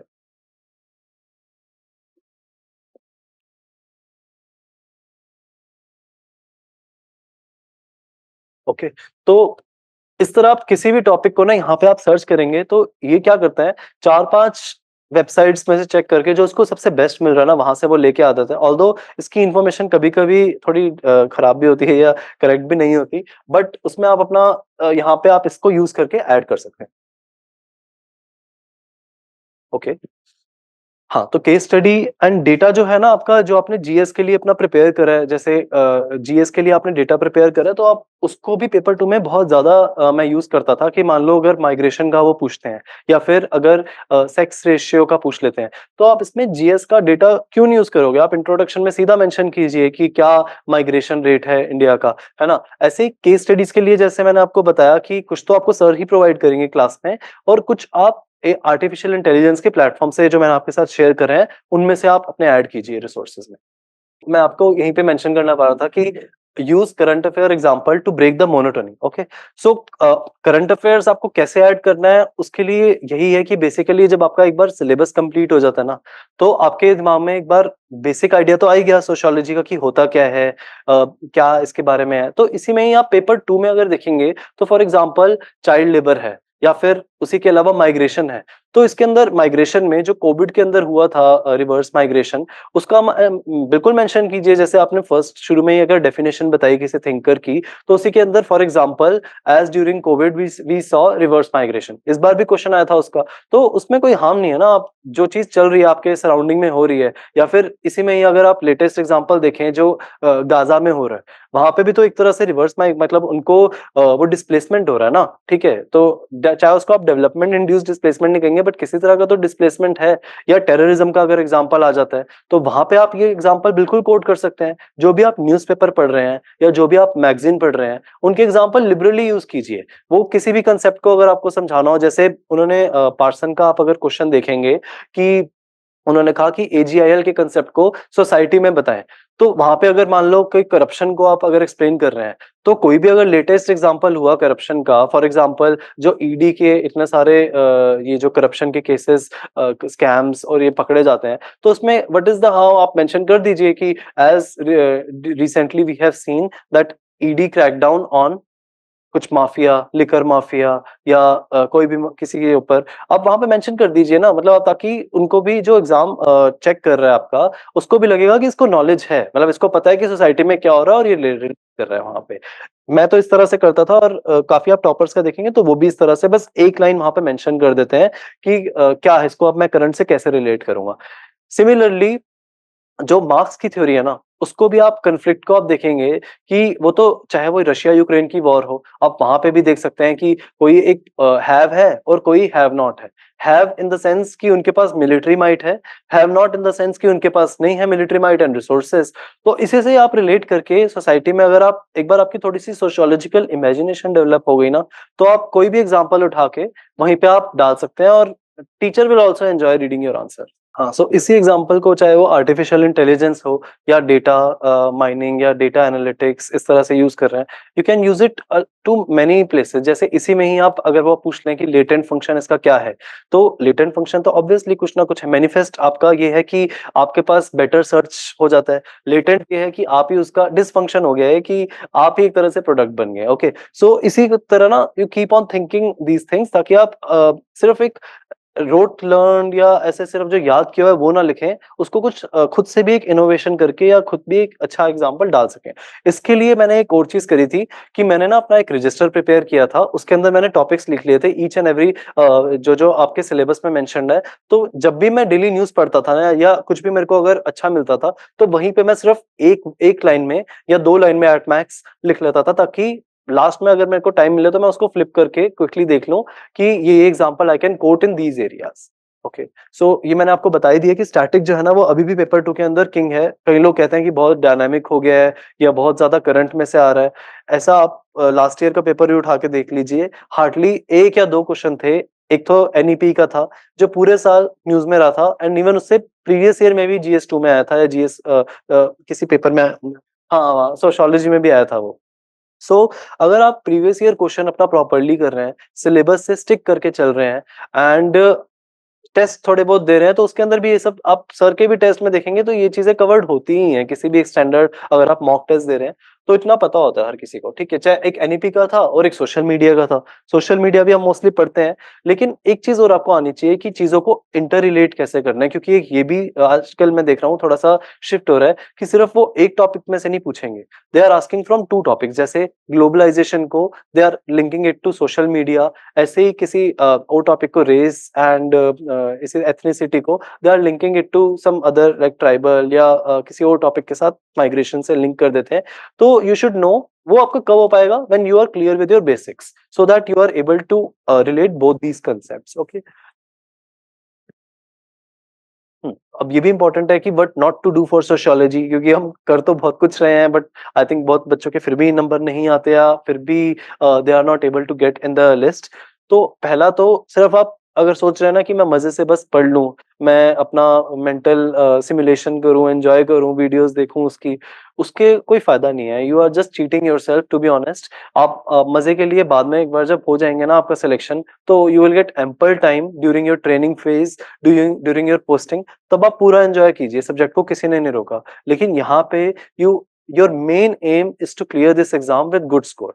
तो रीडिंग फॉर लेजर तो strict no no. Reading one topic from many sources, मतलब जैसे अगर आपको एक जगह से समझ आ गया और उसमें से हार्डली पिछले 5-6 सालों में सिर्फ एक ही क्वेश्चन आया है, तो उसको 2-3 सोर्सेज से पढ़ के what is the use of that? You are wasting time, is very important resource in this exam, वो आप सबको पता है, उसको आप वेस्ट नहीं कर सकते, ठीक है। हाँ, और टाइमलाइन के साथ ना स्टिक करना बहुत ज्यादा जरूरी है। ठीक है, बहुत बार you will not be able to meet your target, but कोशिश करो कि आप किसी तरह से ना बस लगे रहो कि मेरे को 3-3.5 महीने में, और क्योंकि टाइम अगर आप जितना ज्यादा बढ़ाओगे वो उसको फिल करता है, ठीक है। सो यहाँ पे आपको टाइमलाइन से स्टिक करना है, और सिलेबस को बिल्कुल अपने सामने रख के उसके हिसाब से चलते चलना है, कंप्लीट करना है। बेसिक आपका टारगेट होना चाहिए completion of your syllabus. Then ये एक बहुत बच्चे ये भी मिस्टेक करते हैं कि पेपर दे भी आते हैं तब भी उनको पता नहीं होता कि किसी चीज को सोशियोलॉजिकल एंगल से मुझे सोचना कैसे है। तो ये आई थिंक निषाद सर के पास अगर आप क्लासेस कर रहे हैं या उनसे आप गाइडेंस ले रहे हैं, तो आई कैन अश्योर यू कि इतना तो आप में वो डेवलप कर लेंगे that you are able to imagine any problem या any issue from a sociological point of view.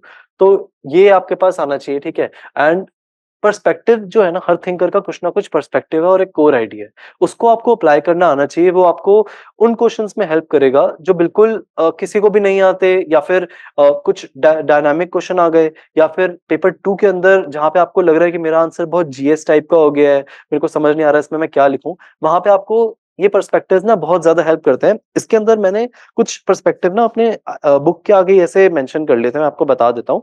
जैसे एक फंक्शनलिस्ट पर्सपेक्टिव तो इंपॉर्टेंट है ही। दूसरा, कॉन्फ्लिक्ट पर्सपेक्टिव आपको पता होना चाहिए कि इसका कोर आइडिया क्या है। फिर एक फेमिनिस्ट पर्सपेक्टिव अब अगर आप लिखेंगे ना, तो इसमें आपका एक इंक्लूसिव नेचर शो होगा। उसके अंदर भी आपको पता होना चाहिए कि मुझे कौन सी फेमिनिस्ट स्कॉलर को मेंशन करना है वहां पे, या उनका कोर आइडिया क्या है उसके अंदर भी, क्योंकि अलग अलग स्टेजेस में डेवलप हुआ था ये feminism. Then latent and manifest function, जो मर्टन का आइडिया है, इसको भी यू कैन अप्लाई एनीवेयर। मतलब ये तो एक ऐसी थ्योरी है जो आप किसी भी प्रॉब्लम को अंडरस्टैंड करने में आप अप्लाई कर सकते हैं। देन एक टारगेट पर्सन का सोशल सिस्टम, ये अगर आपको अप्लाई करना थोड़ा आ जाता है ना कि एजीआईएल मॉडल में सोसाइटी के अंदर किसी भी प्रॉब्लम को अंडरस्टैंड करने में कैसे अप्लाई करता हूं, तो this will also help you a lot. Okay, so इसी तरह से प्रिपेयर सम कोर इस तरह से अपने पर्सपेक्टिव।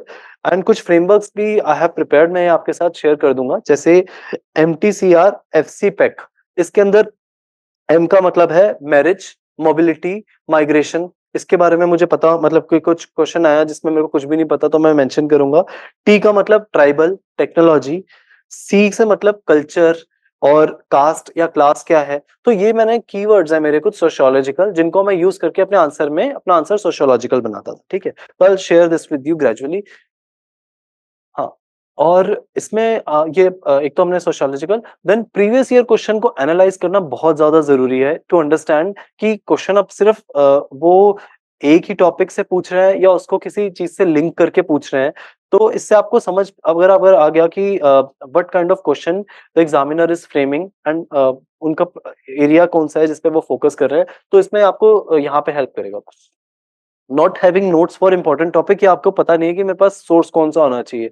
ऐसा ना होना कि आपका प्रीलिम्स क्लियर हो गया and still you are scrambling for your resource कि मुझे कहाँ से पढ़ना है, फर्स्ट टाइम आप तब पढ़ रहे हैं। तो ये बिल्कुल मिस्टेक मत करना। मैंने शुरू में मिस्टेक करी थी, so that's why I can say कि आपके पास बाय दिसंबर जनवरी एटलीस्ट आपके क्लास नोट्स या आप कोई भी अगर एक सोर्स फॉलो कर रहे हैं, उतना तो होना ही होना चाहिए। हाँ, और अपना मॉक टेस्ट और एक टेस्ट टेकिंग स्ट्रैटेजी आपकी एक डेवलप होनी चाहिए, ये भी ज़रूरी है। देन कहीं एक क्वेश्चन ये भी आया कि how many scholars to write. ये मुझे भी बहुत बार क्वेश्चन मतलब दिमाग में आता था कि मुझे हर क्वेश्चन में मैं कितने स्कॉलर्स लिखूं। कईयों मैंने टॉपर्स के आंसर देखे तो देवर, उन्होंने तो इतने ज्यादा बम्बार्ड किए होते हैं। तो not to demean them, but एक ये I realise this gradually by discussion with sir और बाय खुद से भी अंडरस्टैंडिंग से कि analysing and addressing the key demand of question, कि जो उन्होंने क्वेश्चन में पूछा है ना आपसे, आप वो एक्सप्लेन कीजिए। जैसे सर ने कहा था ना, फर्स्ट अटेम्प्ट वाले की तरह आपको आंसर लिखने हैं, you have to write like a first attempt. इसका मतलब यही है कि उसके पास ना, जो फर्स्ट अटेम्प्ट दे रहा है उसके पास बहुत ज्यादा थिंकर्स नहीं होंगे, बट उसको बेसिक कंसेप्ट अगर क्लियर है ना, तो examiner will be really happy. उनको लगेगा हाँ यार चलो, ही और she is addressing the core need of the question. Okay, so analyse करना आपको पता होना चाहिए कि जो क्वेश्चन में पूछा उसको मैं प्रॉपर एनालिसिस कर रहा हूँ और उसको एड्रेस कर रहा हूँ। देन अगर आपको थिंकर का आइडिया कोट करना है, तो उसको ब्रैकेट में अपने आर्गुमेंट को सब्सटैंशिएट करने के लिए लिखिए। सिर्फ ये शो ऑफ करने के लिए नहीं कि मेरे पास 10 थिंकर हैं तो मैं सारी चीजें ही बस थिंकर्स के थ्रू ही मैं उनके पर्सपेक्टिव लिखा जा रहा हूँ, वो मजा नहीं आएगा। आप खुद भी सोचिए ना, अगर आप आंसर पढ़ेंगे आप कहेंगे इसने तो सिर्फ थिंकर्स ही थिंकर्स दिखा दिया है, he is just showing off his knowledge. उससे काम नहीं चलता। जो पूछा है ना क्वेश्चन आपका वो, देन इसी में ही आपके पास अगर एटलीस्ट दो थिंकर का पर्सपेक्टिव भी आप बता दें, कॉन्फ्लिक्ट पर्सपेक्टिव, या क्योंकि बहुत बार हमारे पास थिंकर्स नहीं भी होते कुछ क्वेश्चन में। जैसे नया कुछ क्वेश्चन आ जाता है, मैरिज का एक आया था, ये फैमिली से रिलेटेड आया था, डेविड मॉर्गन का था सर, कौन सा आया था, डेविड मॉर्गन आई थिंक। हाँ, तो इस तरह का कोई नया क्वेश्चन तो वहां पे आप पर्सपेक्टिव के थ्रू बता सकते हैं। ओके, तो 10 मार्कर में एटलीस्ट टू थिंकर्स आप अगर हो सका तो मेंशन कीजिए, और ऐसा नहीं कि आप कहीं पे भी डाल रहे हैं। एक फ्लो होना चाहिए आपके आंसर में, उसी में ही ट्राई टू इनकॉर्पोरेट देम। और at least 3 thinkers should be there in 20 marker. ठीक है? हाँ, सो वही मैंने बताया कि आपका थिंकर्स का यूज ना अपने पॉइंट को सब्सटेंशिएट करने के लिए है, नॉट ना कि to just show off your knowledge and just to write them for the sake of fetching marks. और एक चीज और, कई लोग क्या करते हैं कि सिर्फ थिंकर्स ने जो बता रखा है ना उनका आइडिया वर्बैटिम लिख देते हैं। नो, आप उसको अगर if you can write them in bare minimum words या इन लेस वर्ड, तो एग्जामिनर विल बी या checker will be very much appreciative of that. आप उसका आइडिया लिखो क्विकली, ज्यादा बहुत ज्यादा वर्ड्स में नहीं, और ब्रैकेट में बस थिंकर का नाम लिख दीजिए, इस तरह से कर सकते हैं। हाँ, और एक चीज ये बहुत ज्यादा है कि जो डायरेक्टिव वर्ड है ना, जैसे कि क्रिटिकली एनालाइज या एनालाइज, ओके, सो इनके बारे में आपको डिफरेंस क्लियर होना चाहिए और ये पता होना चाहिए कि मुझे इस क्वेश्चन में लिखना क्या है। फॉर एग्जांपल एनालाइज अगर वो पूछते हैं तो आपको क्वेश्चन को प्रॉपर्ली जो उसके पार्ट्स हैं उसके अंदर ब्रेक करना पड़ेगा।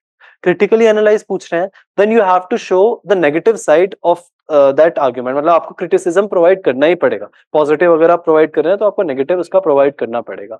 ऐसे ही if they are asking assess, assess तभी आप कर पाते हैं जैसे टीचर है वो असेस करता है, एग्जामिन करता है, तो उसके अंदर आपके पास डेटा या किसी चीज को प्रॉपर्ली उसको एक्सप्लेन करना, ये बहुत ज्यादा वहां पे जरूरी हो जाता है। ठीक है, और कई लोग पूछते हैं कि हमें पॉइंट वाइज आंसर लिखना है या फिर पैराग्राफ वाइज आंसर लिखना है, वो आपकी अपनी चॉइस है। डिपेंडिंग ऑन डायरेक्टिव भी थोड़ा सा कभी कभी चेंज हो जाता है। अगर वो एक्सप्लेन करने के लिए कह रहे हैं तो आप सिर्फ पॉइंट के थ्रू एक्सप्लेन करना is not a very wise thing to do, उसको थोड़ा सा पैराग्राफ में एक्सप्लेन कीजिए तो बेटर है। और ये बहुत ज्यादा इंपॉर्टेंट है कि आपके पास sociological keyword should be there. मतलब कोई भी अगर क्वेश्चन आता है या जब भी आपके पास इवन 5 मिनट्स या 10 मिनट्स होते हैं पेपर से पहले, तो उन कीवर्ड से ये फायदा हो जाता है कि अगर आप उस क्वेश्चन के ऊपर if you are jotting down the keywords, तो आपका एक फ्लो सोशियोलॉजिकल रहता है पेपर के टाइम, एंड आपका आंसर भी अच्छे मार्क्स फेच कर पाता है। अब एक और क्वेश्चन ये भी पूछ रहे हैं लोग कि what is the difference between one candidate who is scoring 220 and someone who is getting 270 plus, okay, and where are they going wrong. ये बहुत ज्यादा जरूरी है, जो फर्स्ट टाइम भी दे रहे हैं या जो इवन लास्ट अटेम्प्ट में भी हैं या कहीं पे कोई भी अटेम्प्ट है आपका, टू अंडरस्टैंड कि आप गलत कर कहाँ रहे हैं। पहला तो ये बहुत ज्यादा इंपॉर्टेंट है कि बहुत कैंडिडेट्स ना जो कोर डिमांड है क्वेश्चन का वो एड्रेस ही नहीं करते। आप बस सोच रहे हैं कि मैं थिंकर्स लिख दूंगा या जो मुझे आता है मैं वो लिख दूंगा तो that will fetch me marks. नहीं, उससे काम नहीं चलेगा। अगर आपने कोई चीज समझी हुई है तो उसको क्वेश्चन की नीड के according try to mould it. अगर आप इसमें, मैं क्या करता था, मैं क्वेश्चन को ना प्रॉपर्ली ब्रेक डाउन करता था जितने पार्ट्स में है, ठीक है, एंड उसका मेन कीवर्ड आइडेंटिफाई करता था कि क्या उन्होंने पूछा है, जैसे कोर डिमांड क्या है, और उसको मैं किस तरह से सिंप्लीफाई कर सकूं, मेरा इंटेंशन ये होता था। और इंट्रोडक्शन में भी ना आप कोशिश कीजिए, रेदर देन डेफिनेशन लिख देता है उसमें कोई हार्म नहीं है, लेकिन जो पूछा है ना अगर आप उसका कोर आइडिया बता सकते हैं इंट्रोडक्शन में, that will be really amazing and very teacher will be impressed by that. हाँ, और एक है आपका, इसमें क्या डिफरेंस आता है 220 या 270 में, कि एक आप ना रिवाइज नहीं कर रहे, एक सोर्स को बार बार रिवाइज नहीं कर रहे और ट्रस्ट नहीं कर रहे अपने रिसोर्स को, रेदर आप इधर उधर बस new resource, you are going after new resource और try to find some of the best resource. जो बेस्ट तो कभी नहीं मिलेगा आपको, इतना तो मैं भी बता दूं। अगर एक बेयर मिनिमम आपको रिसोर्स मिल जाता है जो चीजों को सिंप्लीफाई कर देता है, कंसेप्ट क्लियर कर देता है, उतना भी आप कर लेंगे ना तो एटलीस्ट 260 प्लस या 250 plus you will be able to score. हाँ, तो सेम सोर्स जो आपने एक बार आइडेंटिफाई कर लिया, उसी को ट्रस्ट करके keep on revising that again and again. Then not covering syllabus entirely. एक ये चीज भी बहुत ज्यादा जरूरी है कि इस एग्जाम में, कि आप ना ये मत सोच के जाएं कि इसमें चलो ऑप्शन तो है, मैं कोई क्वेश्चन तो स्किप कर दूंगा, बट क्या होता है 10 मार्कर में ना वो उस क्वेश्चन को कवर कर लेते हैं। और आजकल आप ये भी एक टेंडेंसी देखेंगे, जो पहले थोड़े कम इंपॉर्टेंट टॉपिक्स होते थे, जैसे चैप्टर 2 फ्रॉम पेपर 1, सोशियोलॉजी या साइंस, उनको 20 मार्कर में पूछ रहे हैं। तो एंड क्वेश्चन 2 अगर आप देखोगे तो उनमें कहीं ना कहीं वो इस तरह के क्वेश्चन भी डाल देते हैं, तो आपको वो अटेम्प्ट करना ही पड़ेगा। इसीलिए एक कवरेज बहुत ज्यादा जरूरी है। आप ये मत सोचो कि मैंने बस थिंकर्स अच्छे से कर लिए या मैंने कुछ टॉपिक अच्छे से कर लिए तो I will be able to score well in that. ऐसे काम नहीं चलता। आपको पूरा का पूरा सिलेबस एटलीस्ट एक कवर होना ही चाहिए आपका one time. Not analysing previous year question, आप सिर्फ ऊपर ऊपर से उसको देख रहे हैं तो उससे काम नहीं चलेगा ना। प्रीवियस ईयर क्वेश्चन देखिए कि कैसे ट्रेंड चेंज हो रहा है। अब वो सिर्फ पहले जैसे 1990s में क्वेश्चन आते थे कि उन्होंने बस ये कह दिया हिस्टोरिकल मटेरियलिज्म बताओ, ऐसे अब क्वेश्चन आ ही नहीं रहे शॉर्ट नोट, उनको वो कुछ they want to ask something else. तो आप सिर्फ हिस्टोरिकल मटेरियलिज्म के बारे में पूरा जो आपने रटा हुआ है उसको आप लिखाएंगे नहीं, उससे काम नहीं चलेगा। यहाँ पे आप अपनी जो आपने पढ़ा है उसको डिमांड ऑफ द क्वेश्चन से मोल्ड कीजिए। इसमें एक चीज और मुझे हेल्प करी थी कि जो पूछा होता है ना उसी को ही आप हाईलाइट, मतलब ऊपर ना ऐसे ब्लॉक में डाल के, जो भी फॉर एग्जांपल हम क्वेश्चन देख ही लेते हैं।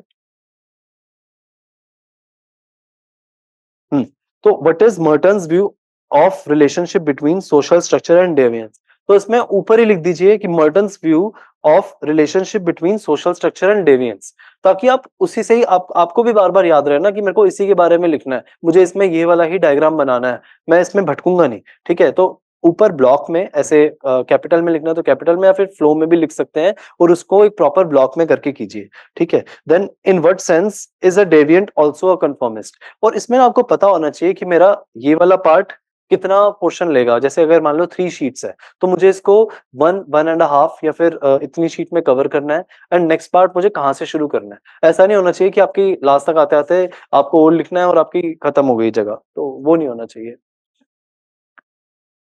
ओके, देन हाँ, ये जैसे मैंने बताया कि ईच एंड एवरी पार्ट आप एड्रेस नहीं कर रहे, तो उसका भी क्या फायदा, क्योंकि अगर 20 मार्क्स का क्वेश्चन है तो देयर विल बी एटलीस्ट 2 या 3 पार्ट्स तो होंगे उसके अंदर। आपने सिर्फ एक के बारे में ही 2 शीट्स कवर कर दी, और लास्ट पार्ट में आप रश थ्रू कर रहे हैं सिर्फ हाफ शीट में, और लास्ट में कंक्लूड कर रहे हैं, तो ऑब्वियसली आपको सेकंड पार्ट में you won't be able to fetch marks, जबकि दोनों के 10-10 मार्क्स तो होंगे ही दोनों में, अगर वो दोनों ही अगर इंपॉर्टेंट पार्ट है। तो ये एक चीज भी बहुत कैंडिडेट मिस कर जाते हैं कि not addressing each and every part. Then introduction and conclusion भी ना आजकल ये हो गया कि सिर्फ डेफिनेशन से काम नहीं करता। आप you have to add some value in both introduction या कंक्लूजन। कंक्लूजन में आप ये लिख सकते हैं कि how that theory is still relevant in the present time, या उसको किसी इंडियन जो भी सोसाइटी में प्रॉब्लम चल रही है या फिर इंडिया से आप उसको रिलेट करके अगर उस कंसेप्ट को बता पाए तो वो भी एक वैल्यू एडिशन है, या उन्हीं की रेलेवेंस इन प्रेजेंट टाइम वहां पे आप बता सकते हैं। इंट्रोडक्शन में मैं बहुत बार ये यूज करता था कि मैं उसको करंट से रिलेट करने की कोशिश करता था, कोई भी कंसेप्ट हो। Once I had given a definition, या जो मेन क्वेश्चन में उन्होंने पूछा है, 2-3 पार्ट पूछे होते हैं, तो अगर आप rather than just writing definition, क्योंकि कुछ क्वेश्चन में तो हम डेफिनेशन ही सही करते हैं, I think all of us will be familiar with that, but कुछ में ना जो पूरा क्रक्स है ना क्वेश्चन का, उसको भी एक्सप्लेन अगर आप कर देंगे तो वो भी एक बहुत हेल्पफुल होता है। हाँ। देन एक ये भी बहुत ज़रूरी है, ये मैं भी शुरू में मिस्टेक करता था कि मैं क्या करता था, एक ही जो एनालिसिस है या एक ही पर्सपेक्टिव, उसी को ही मैं बहुत ज़्यादा एक्सप्लेन कर रहा हूँ 4-5 लाइनों में। ये मुझे सर ने भी कहा था कि आप एक पर्सपेक्टिव को ऐसे मत करो ना कि आप 6 लाइन्स में आप एक को एक्सप्लेन करे जा रहे हो, अगले को सिर्फ आप एक वर्ड में। रादर अगर आप ज़्यादा डायमेंशन कवर कर पाते हो ना आंसर में, फॉर एग्जांपल अगर आप एक ही प्रॉब्लम को, करप्शन को ही कॉन्फ्लिक्ट पर्सपेक्टिव से दिखा रहे हो, फ्रॉम फंक्शनलिस्ट पर्सपेक्टिव दिखा रहे हैं, फ्रॉम आप मर्टन के पॉइंट ऑफ व्यू से दिखा रहे हो या फेमिनिस्ट से दिखा रहे हो, तो आपको डेफिनेटली ज्यादा मार्क्स फेच होंगे, क्योंकि आप अलग अलग पॉइंट कवर कर रहे हो और अपने आंसर को डाइवर्सिफाई कर रहे हो। और यहाँ पे आपको कोशिश ये करनी है कि वर्बोज नहीं होना, मतलब आप फालतू की बहुत ज्यादा चीजें मत लिखो, आपको सिर्फ शीट फिल नहीं करनी, अदर वैल्यू एडिशन होना चाहिए। मैंने आपको ये बता दिया कि डायरेक्टिव के आप उसके अकॉर्डिंग आंसर नहीं कर रहे तो डेफिनेटली आपके नंबर कटेंगे। अगर उन्होंने क्रिटिकली एनालाइज करा है बट आप नेगेटिव पॉइंट नहीं बता रहे उसके अंदर, तो ऑब्वियसली आपका वहां पे कुछ पोर्शन तो कटेगा ही। देन जीएस टाइप आंसर ना हम बहुत क्वेश्चन में आई थिंक ऐसे आते भी हैं, जैसे एनईपी भी आया, अब उसके अंदर आप सोशियोलॉजिकल पर्सपेक्टिव कहाँ से कितना डालोगे। तो जीएस टाइप आंसर ना बनाने के लिए ना यहाँ पे ही आपके, जो जैसे मैं आपको बता रहा था कि मैंने कुछ फ्रेमवर्क बना रखे थे, या सोशियोलॉजी के कुछ कीवर्ड्स होते हैं, जैसे इसी के अंदर ही जो पर्सपेक्टिव है फंक्शनलिस्ट का, कॉन्फ्लिक्ट का, या कुछ इंडियन स्कॉलर्स का इंडोलॉजिकल पर्सपेक्टिव आप डाल सकते हैं। और इसी में ही जो आपने खुद से बना रखे हैं, जैसे एमटीसीआर, एफसी पैक का, कि मैरिज के बारे में, मोबिलिटी के बारे में, या माइग्रेशन के बारे में, इन सब चीजों के, टेक्नोलॉजी, ट्राइबल, क्लास, कॉन्फ्लिक्ट, इन सब के बारे में अगर आप बताओगे ना तो आपका जीएस टाइप आंसर नहीं लगेगा, रादर सोशियोलॉजिकल आंसर लगेगा। एक ये भी बहुत बच्चे मिस्टेक करते हैं जिसकी वजह से they are not able to fetch marks. हुँ। अब ये भी बहुत प्रॉब्लम है कि आप इवैल्यूएटर को बम्बार्ड मत की कर दीजिए थिंकर के साथ। आप ऐसे मत कर लो कि सिर्फ़ आपके थिंकर ही थिंकर दिख रहे हैं। क्योंकि मैंने कुछ टॉपर्स के आंसर, जैसे मैंने आपको पहले भी बताया था, देखे थे और मुझे लग रहा था कि ये सिर्फ़ थिंकर्स ही इन्होंने लिख दिए हैं, बट जो कोर डिमांड है उसको एड्रेस नहीं करा। जो ठीक नहीं है मेरे हिसाब से, आई थिंक आप इसमें खुद से भी एक डिसीजन ले सकते हैं as per the guidance bye sir. आप निषाद सर से भी बात कर लीजिए, या खुद भी आप जज कर सकते हैं कि एनालिसिस ज्यादा इंपॉर्टेंट होता है मेरे हिसाब से। अब एक फ्लो भी ना बहुत बार मैंने देखा है कैंडिडेट्स के आंसर में नहीं होता। आप थॉट आउट करके नहीं चलते कि मुझे पहला पॉइंट कौन सा लिखना है, मेरे लिए प्रायोरिटी किस चीज की होनी चाहिए, रेदर जो आपका फर्स्ट दिमाग में थॉट है आप उसी के से शुरू कर देते हैं। इस तरह से नहीं होना चाहिए। There should be a proper flow in your answer. जो सब में नहीं हो पाएगा, बट कोशिश कीजिए कि इसको आप कर सकें। हाँ, और एक ये भी मेरे साथ प्रॉब्लम रहती थी शुरू में कि टाइम मैनेजमेंट हम नहीं कर पाते बहुत बार कि, और लास्ट के 10 मार्कर्स में रश थ्रू करते हैं। जबकि जो ये गलत है, आप इक्वली टाइम मैनेज करके चाहिए चलिए, तो आपका एक बैलेंस स्कोर आएगा और एक डिसेंट अबव एवरेज स्कोर आ जाएगा। अगर आप प्रॉपर्ली हर क्वेश्चन को जितना वो टाइम डिजर्व करता है उतना देते हैं। अब इसमें which test series to join, ये बहुत ज्यादा कैंडिडेट्स के दिमाग में क्वेश्चन रहता है कि एक बार हमारी तैयारी हो गई तो कौन सी बेस्ट है, कि विजन की लें, विकास रंजन सर की लें, उपेंद्र गौर सर की, या लेवल अप की लें। तो मेरा एक्सपीरियंस, आई थिंक मैंने, क्योंकि मेरे 6 अटेम्प्ट्स हो गए तो मेरा सभी में मैंने लिया है। मैं आपको उसके प्रोज एंड कॉन्स बता देता हूँ, you can decide on your own. Level up IAS का question quality I can assure कि काफी अच्छे होते हैं। आई थिंक सर ही उस टीम में पूरा प्रॉपर्ली खुद से ही वो क्वेश्चन प्रिपेयर करते हैं, और उसको वो करंट से भी रिलेट करते हैं, और जिस तरह के क्वेश्चन आ रहे हैं उसमें डायनामिक एलिमेंट भी ऐड करते हैं, और इंटरलिंक भी करते हैं उसको टॉपिक्स के साथ। तो सर के क्वेश्चन क्वालिटी तो बहुत ही अच्छी है जितने मैंने देखा। देन इवैल्यूएशन भी बहुत टाइमली था, और फीडबैक भी सर के जो थे वो बहुत हेल्पफुल थे। चाहे अगर मैं कहीं गलत लिख रहा था तो सर सिर्फ ऐसा नहीं कि पॉजिटिव फीडबैक ही दे रहे हैं, रेदर अगर कुछ गलत कर रहे हो तो डेफिनेटली आपको बताने वाला कोई होना चाहिए ना, तो सर वो भी बताते थे क्लियरली। देन ये बहुत अच्छी क्वालिटी थी। मतलब मैं उस टाइम कोविड था, बट सर हम ऑफलाइन तो आ नहीं पा रहे थे, बट सर इंश्योर करते थे कि हर कैंडिडेट अपना स्क्रीन ऑन करे, ताकि हम सीरियसली हम सुन रहे हैं और अपने नोट्स बना रहे हैं उसके। और वो नोट्स बहुत ज्यादा आपको हेल्प करता है। अगर आपने टेस्ट लिया और उसका साइड में ही आंसर कॉपी में अपना स्क्रिबल कर लिया कि मैं क्या-क्या इसमें एडिशनल पॉइंट डाल सकता हूँ, या इसमें एक्स्ट्रा मैं वैल्यू ऐड कर सकता हूँ, तो वो आपको डेफिनिटली हेल्प करेगा। और टेस्ट सीरीज डेफिनेटली रिवीजन में भी हेल्प करता है, क्योंकि अगर आप लेते हैं तो सर क्लासेस भी कुछ कवर करते हैं, जिससे आपके एटलीस्ट बेसिक कुछ कोर कांसेप्ट का एक बार क्विकली रिवीजन भी हो जाता है, तो वहाँ पे भी हेल्पफुल रहता है। और मेंटरशिप तो ऑब्वियसली सर, मेरे को तो हर स्टेज में, चाहे वो इंटरव्यू हो, प्रीलिम्स, मेंस, मैंने तो सर से हमेशा हेल्प ली है। बीच में बहुत बार it used to dwindle a lot, ऐसा होता था कि वेट भी गेन हो जाता था बिकॉज आप कंटिन्यूअसली इतना टाइम पढ़ रहे होते हैं।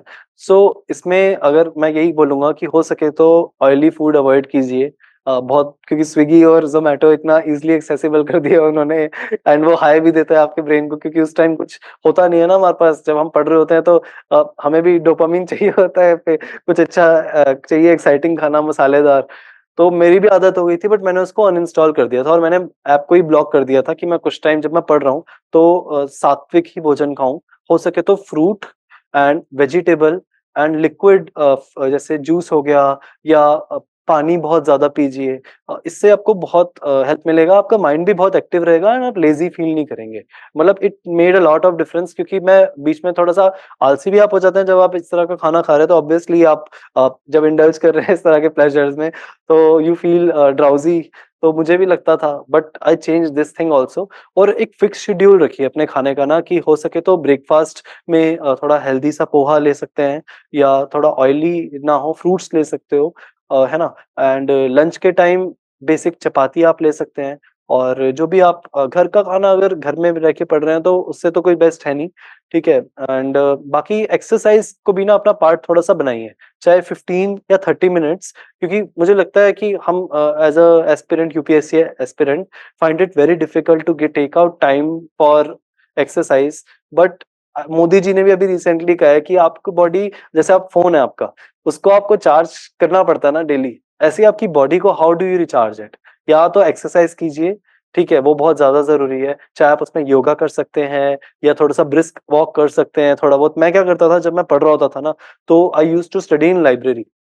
नीचे जैसे आप बहुत बार ऐसा होता है कि आप फ्रस्ट्रेटेड होते हैं पढ़-पढ़ के इतनी देर, तो उसको ना आप rather than wasting your time on YouTube या वॉचिंग शॉर्ट्स, मैं नीचे जाके थोड़ी-सी वॉक कर लेता था। छत पे ही जाके वहाँ पे जो लाइब्रेरी की छत पे वो एक्सेसिबल थी, वहीं पे वॉक कर लेता था। मैं घर में भी यही करता था। तो ये छोटी-छोटी हैबिट्स हैं, चाहे वो 15 मिनट या 30 मिनट्स की, बट आपको वो हेल्पफुल रहेंगी। एंड एक मेडिटेशन भी कीजिए, वो भी मुझे लगता है कि उससे आपका माइंड बहुत काम रहता है, फ़ोकस्ड रहते हैं आप।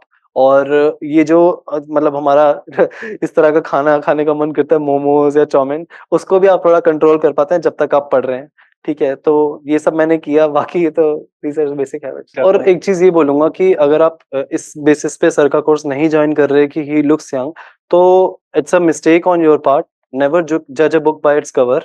एक बार आप क्लासेस करके देखिए, एंड जो पर्सपेक्टिव सर लाते हैं ना, आई थिंक वही पर्सपेक्टिव रिक्वायर्ड है as per the changing need of the exam and changing demand of the exam, because they are also bored by reading the same repetitive content again and again.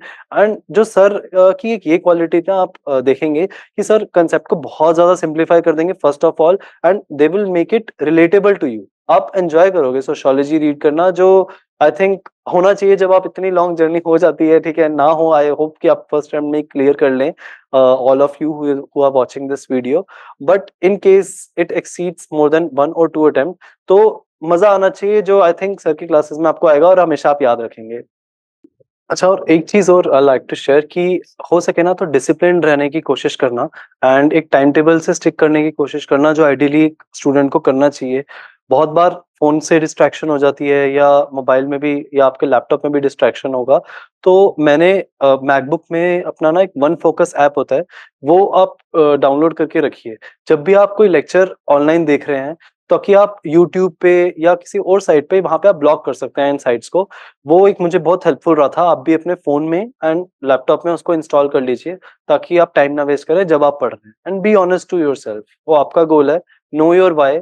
I think ये बहुत ज़्यादा important होता है, वो आपको daily motivate करेगा पढ़ने। सो इसके लिए मैं आपको यही सजेस्ट करूंगा कि टेस्ट सीरीज से भी ना पहले आप प्रीवियस ईयर क्वेश्चन ढंग से एनालाइज कर लीजिए, जो स्टैटिक सब्जेक्ट हैं। क्यों उसके ऑप्शंस भी आपको पता, ऐसा नहीं कि एनालाइज का मतलब ये नहीं होता कि आपने सिर्फ क्वेश्चन सॉल्व कर लिया तो हो गया। उसके ऑप्शंस भी पता होने चाहिए कि उन ऑप्शंस, क्योंकि ना आजकल उनमें से भी क्वेश्चन बन रहे हैं, जैसे कि रूल ऑफ लॉ या फिर सेपरेशन ऑफ पावर क्या होता है। ये टर्म्स आपको बहुत ज्यादा क्लियर होनी चाहिए। और इसके अंदर आप आर्टिफिशियल इंटेलिजेंस प्लेटफॉर्म जो मैंने आपको बताए हैं, जैसे परप्लेक्सिटी हो गया, या को पायलट, या चैट जीपीटी, उसको आप यूज कीजिए ना। मतलब आप वहीं पे इस तरह से लिख दो कि explain it to me like you would explain to a 13-year-old child या 14-year-old चाइल्ड, ताकि आपके माइंड में क्लियर हो जो ऑप्शन पूछे हैं। इस और रेदर देन आप पूरा गूगल पे टाइम वेस्ट कर रहे हो, रिसर्च कर रहे हो। एक तो ये कीजिए कि प्रीवियस ईयर क्वेश्चन ढंग से कर लो बिफोर स्टार्टिंग एनी मॉक्स, अगर आपने नहीं किए तो। दूसरा, मॉक्स ना आप किसी एक इंस्टीट्यूट से ऐसे जुड़े रहने से कोई फायदा नहीं। अगर आप उसका फॉलो कर रहे हैं, आपने प्रॉपरली अगर ले रखा है उसकी टेस्ट सीरीज, तो आप जाके टाइमली दीजिए, कोई इसमें हार्म नहीं है। उसका एनालिसिस पढ़िए, उसके जो आंसर सॉल्यूशन प्रोवाइड करते हैं, मैं भी बहुत बार पढ़ता था। एंड मैं शेयर भी कर दूंगा कि मैं कैसे उसका एनालाइज करता था। देन आप अगर आपने नहीं कहीं पे ज्वाइन किया हुआ, तो आप क्या कीजिए कि अगर आपका मान लो पॉलिटी का पूरा सब्जेक्ट कंप्लीट हो गया है, तो 2-3 लेकर आओ ना। मतलब मार्केट से, मैं क्या करता था कि मार्केट से ही विजन का ले लिया, फोरम का ले लिया, जो थोड़े रिनोन इंस्टीट्यूट है और जिनके क्वेश्चन क्वालिटी थोड़ी ठीक है। Even I think level up का भी आप ले सकते हैं। इनका वो जो ओपन टेस्ट होता है वो बहुत अच्छा होता है। कहीं से भी आप लीजिए, उसको प्रैक्टिस कीजिए, देखो कि मेरे मार्क्स ठीक आ रहे हैं, और मैं और कैंडिडेट्स के कंपैरिजन में कैसे कर रहा हूँ। और सिर्फ मार्क्स पे ही मत डिपेंडेंट रहे, उसको भी एनालाइज कीजिए। कि जैसे ना एक टेस्टिंग की भी टेक्निक है, वो मैंने अपने टेलीग्राम पे शेयर करा हुआ है, कि आपको पेपर 4 राउंड में करना ही करना पड़ता है। ठीक है, कि पहले राउंड में आपको जो 100% श्योर है, उसको आपको 50 मिनट्स में निपटा देना है। 50 मिनट्स भी क्या करते हैं हम, 5 स्लॉट बनाते हैं 20-20 क्वेश्चन के। जरूरी नहीं है कि आप 1 to 20 शुरू करें, रदर किसी से भी, आप जहां से भी आपको आसान लग रहा है। मैं यूजुअली पीछे से शुरू करता था कि 81 to 100 का एक स्लॉट मैंने 10 मिनट्स में करा। फिर उसके बाद ऐसे ग्रेजुअली 50 मिनट जब आपके ओवर हो गए, तो 10 मिनट में आप मार्किंग कीजिए। इससे आपको एटलीस्ट एक बार ये कवर पता लग गया कि कितना डिफिकल्ट है पेपर, और मुझे कितने अटेम्प्ट्स करने हैं। ठीक है, देन सेकेंड राउंड में आपने अगर 2 ऑप्शन एलिमिनेट कर लिया, तो वो होता है 45 मिनट्स का राउंड। उसके अंदर आप क्या करते हैं, 40 मिनट का 10-10 मिनट के 4 स्लॉट बनाते हैं, और 25 क्वेश्चन आपका स्लॉट होता है कि 1 to 25, 26 to 50, and 51 to 75 and so on. ठीक है, इसमें आप 25 क्वेश्चन का एक सेट 10 मिनट्स में करेंगे, और जिसमें आपने 2 ऑप्शन एलिमिनेट कर दिया ना, उसको मार्क करना ही करना है, क्योंकि यहाँ पे आपको ऑब्वियसली बच्चे वो वाला करते हैं, लेकिन इससे आप जब एनालाइज कर रहे हैं ना, देखो कि आपकी एक्यूरेसी कितनी है, कि मैं जब ये वाला राउंड करता हूं तो मैं गलत तो नहीं मार्क कर देता, कितने गलत मार्क कर रहा हूँ, कितने मेरे ठीक हो रहे हैं 2 ऑप्शन एलिमिनेट करने के बाद। ये एक्सरसाइज आपको करनी पड़ेगी। आप सिर्फ मॉक टेस्ट के पीछे मत भागो, रेदर आप जो भी मॉक टेस्ट ले रहे हो उसको ढंग से एनालाइज करो। ये चीज मैंने जब करी, चेंज मैंने लाया, तो मेरा प्रीलिम्स अपने आप क्लियर होने लगा। एंड जब आपको लग रहा है कि 2 राउंड के बाद भी मेरे ऑप्टिमम नंबर ऑफ अटेम्प्ट्स नहीं हो रहे, मेरा एक ऑप्टिमम नंबर मैंने मॉक टेस्ट को एनालाइज करने के बाद रियलाइज करा था कि 85 टू 90 की रेंज में होता है। वो आपको अपने आप पता लग जाएगा आपकी एक्यूरेसी के अकॉर्डिंग। तो थर्ड राउंड में आप जब आपने अगर एक भी ऑप्शन एलिमिनेट कर लिया ना, तो वो डिपेंड करता है कि डिपेंडिंग ऑन आपका कितने अटेम्प्ट्स हो गए हैं, या आपको अगर और क्वेश्चन करना है तो उसको आप अटेम्प्ट कीजिए। 5-5 मिनट का मेरा स्लॉट होता था ये, क्योंकि 1 hour 45 minutes हो गए। अब 10 मिनट्स में मैं क्या करता था कि 5 मिनट में मैं 1 to 50 क्विकली क्वेश्चन स्कैन कर लेता था, जहां पे भी मैंने एक ऑप्शन एलिमिनेट किया हुआ है, तो मैं उस क्वेश्चन को तभी अटेम्प्ट करता था जब मेरे को लगता था कि मेरे ऑप्टिमम नंबर ऑफ अटेम्प्ट्स नहीं हुए। फिर जब 5 मिनट लास्ट में बचे, उसमें मैं क्विकली पेपर को देखता था कि कोई ऐसा क्वेश्चन है कहीं पे मैं कुछ नॉलेज मेरे सबकॉन्शियस माइंड में, या कुछ कोई भी मैं अगर अटेम्प्ट कर सकता हूँ, in case I can do then it's fine, अगर नहीं तो आई लीव इट एंटायरली, उस पे क्रॉस लगा दीजिए। ठीक है, तो ये मेरा होता था। और मैं इसको अलग अलग पेन से जब मैं मॉक टेस्ट लेता था तो मैं अलग अलग पेन यूज करता था। फर्स्ट राउंड के लिए मैं ब्लैक पेन, सेकंड के लिए ब्लू पेन, थर्ड के लिए ग्रीन पेन। इससे क्या होता है, आपको एनालिसिस में इजी हो जाएगा। तो ये आप कर सकते हैं। रेदर देन डूइंग मेनी मॉक्स, आप कोशिश कीजिए कि जो मॉक कर रहे हैं उसको एनालाइज कीजिए। और एक आपका मान लीजिए पॉलिटी हो गया, तो उसके एक दो टेस्ट कहीं पे भी करो, उसके फुल लेंथ टेस्ट, या सेक्शनल अगर आप 2 और एक फुल लेंथ टेस्ट ले सकते हैं। ऐसे ही आप सबका एक प्लान बना के चलो कि डिपेंडिंग ऑन उसका इंपॉर्टेंस, जैसे एनवायरमेंट बहुत ज्यादा इंपॉर्टेंट है, तो एनवायरमेंट को, क्योंकि 25 क्वेश्चन आने ही आने हैं, उस पर आप ज्यादा फोकस करो। ऐसे ही जो आपका पॉलिटी में से भी ऑब्वियसली आते हैं, पॉलिटी से ज्यादा आई थिंक इकोनॉमी पे आप फोकस कर सकते हैं, क्योंकि उसके भी 20 क्वेश्चन एवरी ईयर आते हैं। तो डिपेंडिंग ऑन कि उसका कितना ज्यादा पूछ रहे हैं, but after you are done with your previous year question तब ये कीजिए। ANURAG Anurag DCE14 @gmail.com।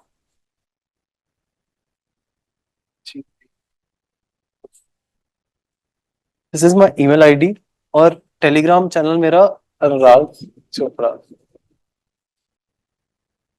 This is my Telegram channel. इस पे I be sharing my notes of sociology, या जो मैंने फ्रेमवर्क्स बनाए थे, तो यू कैन रेफर दिस।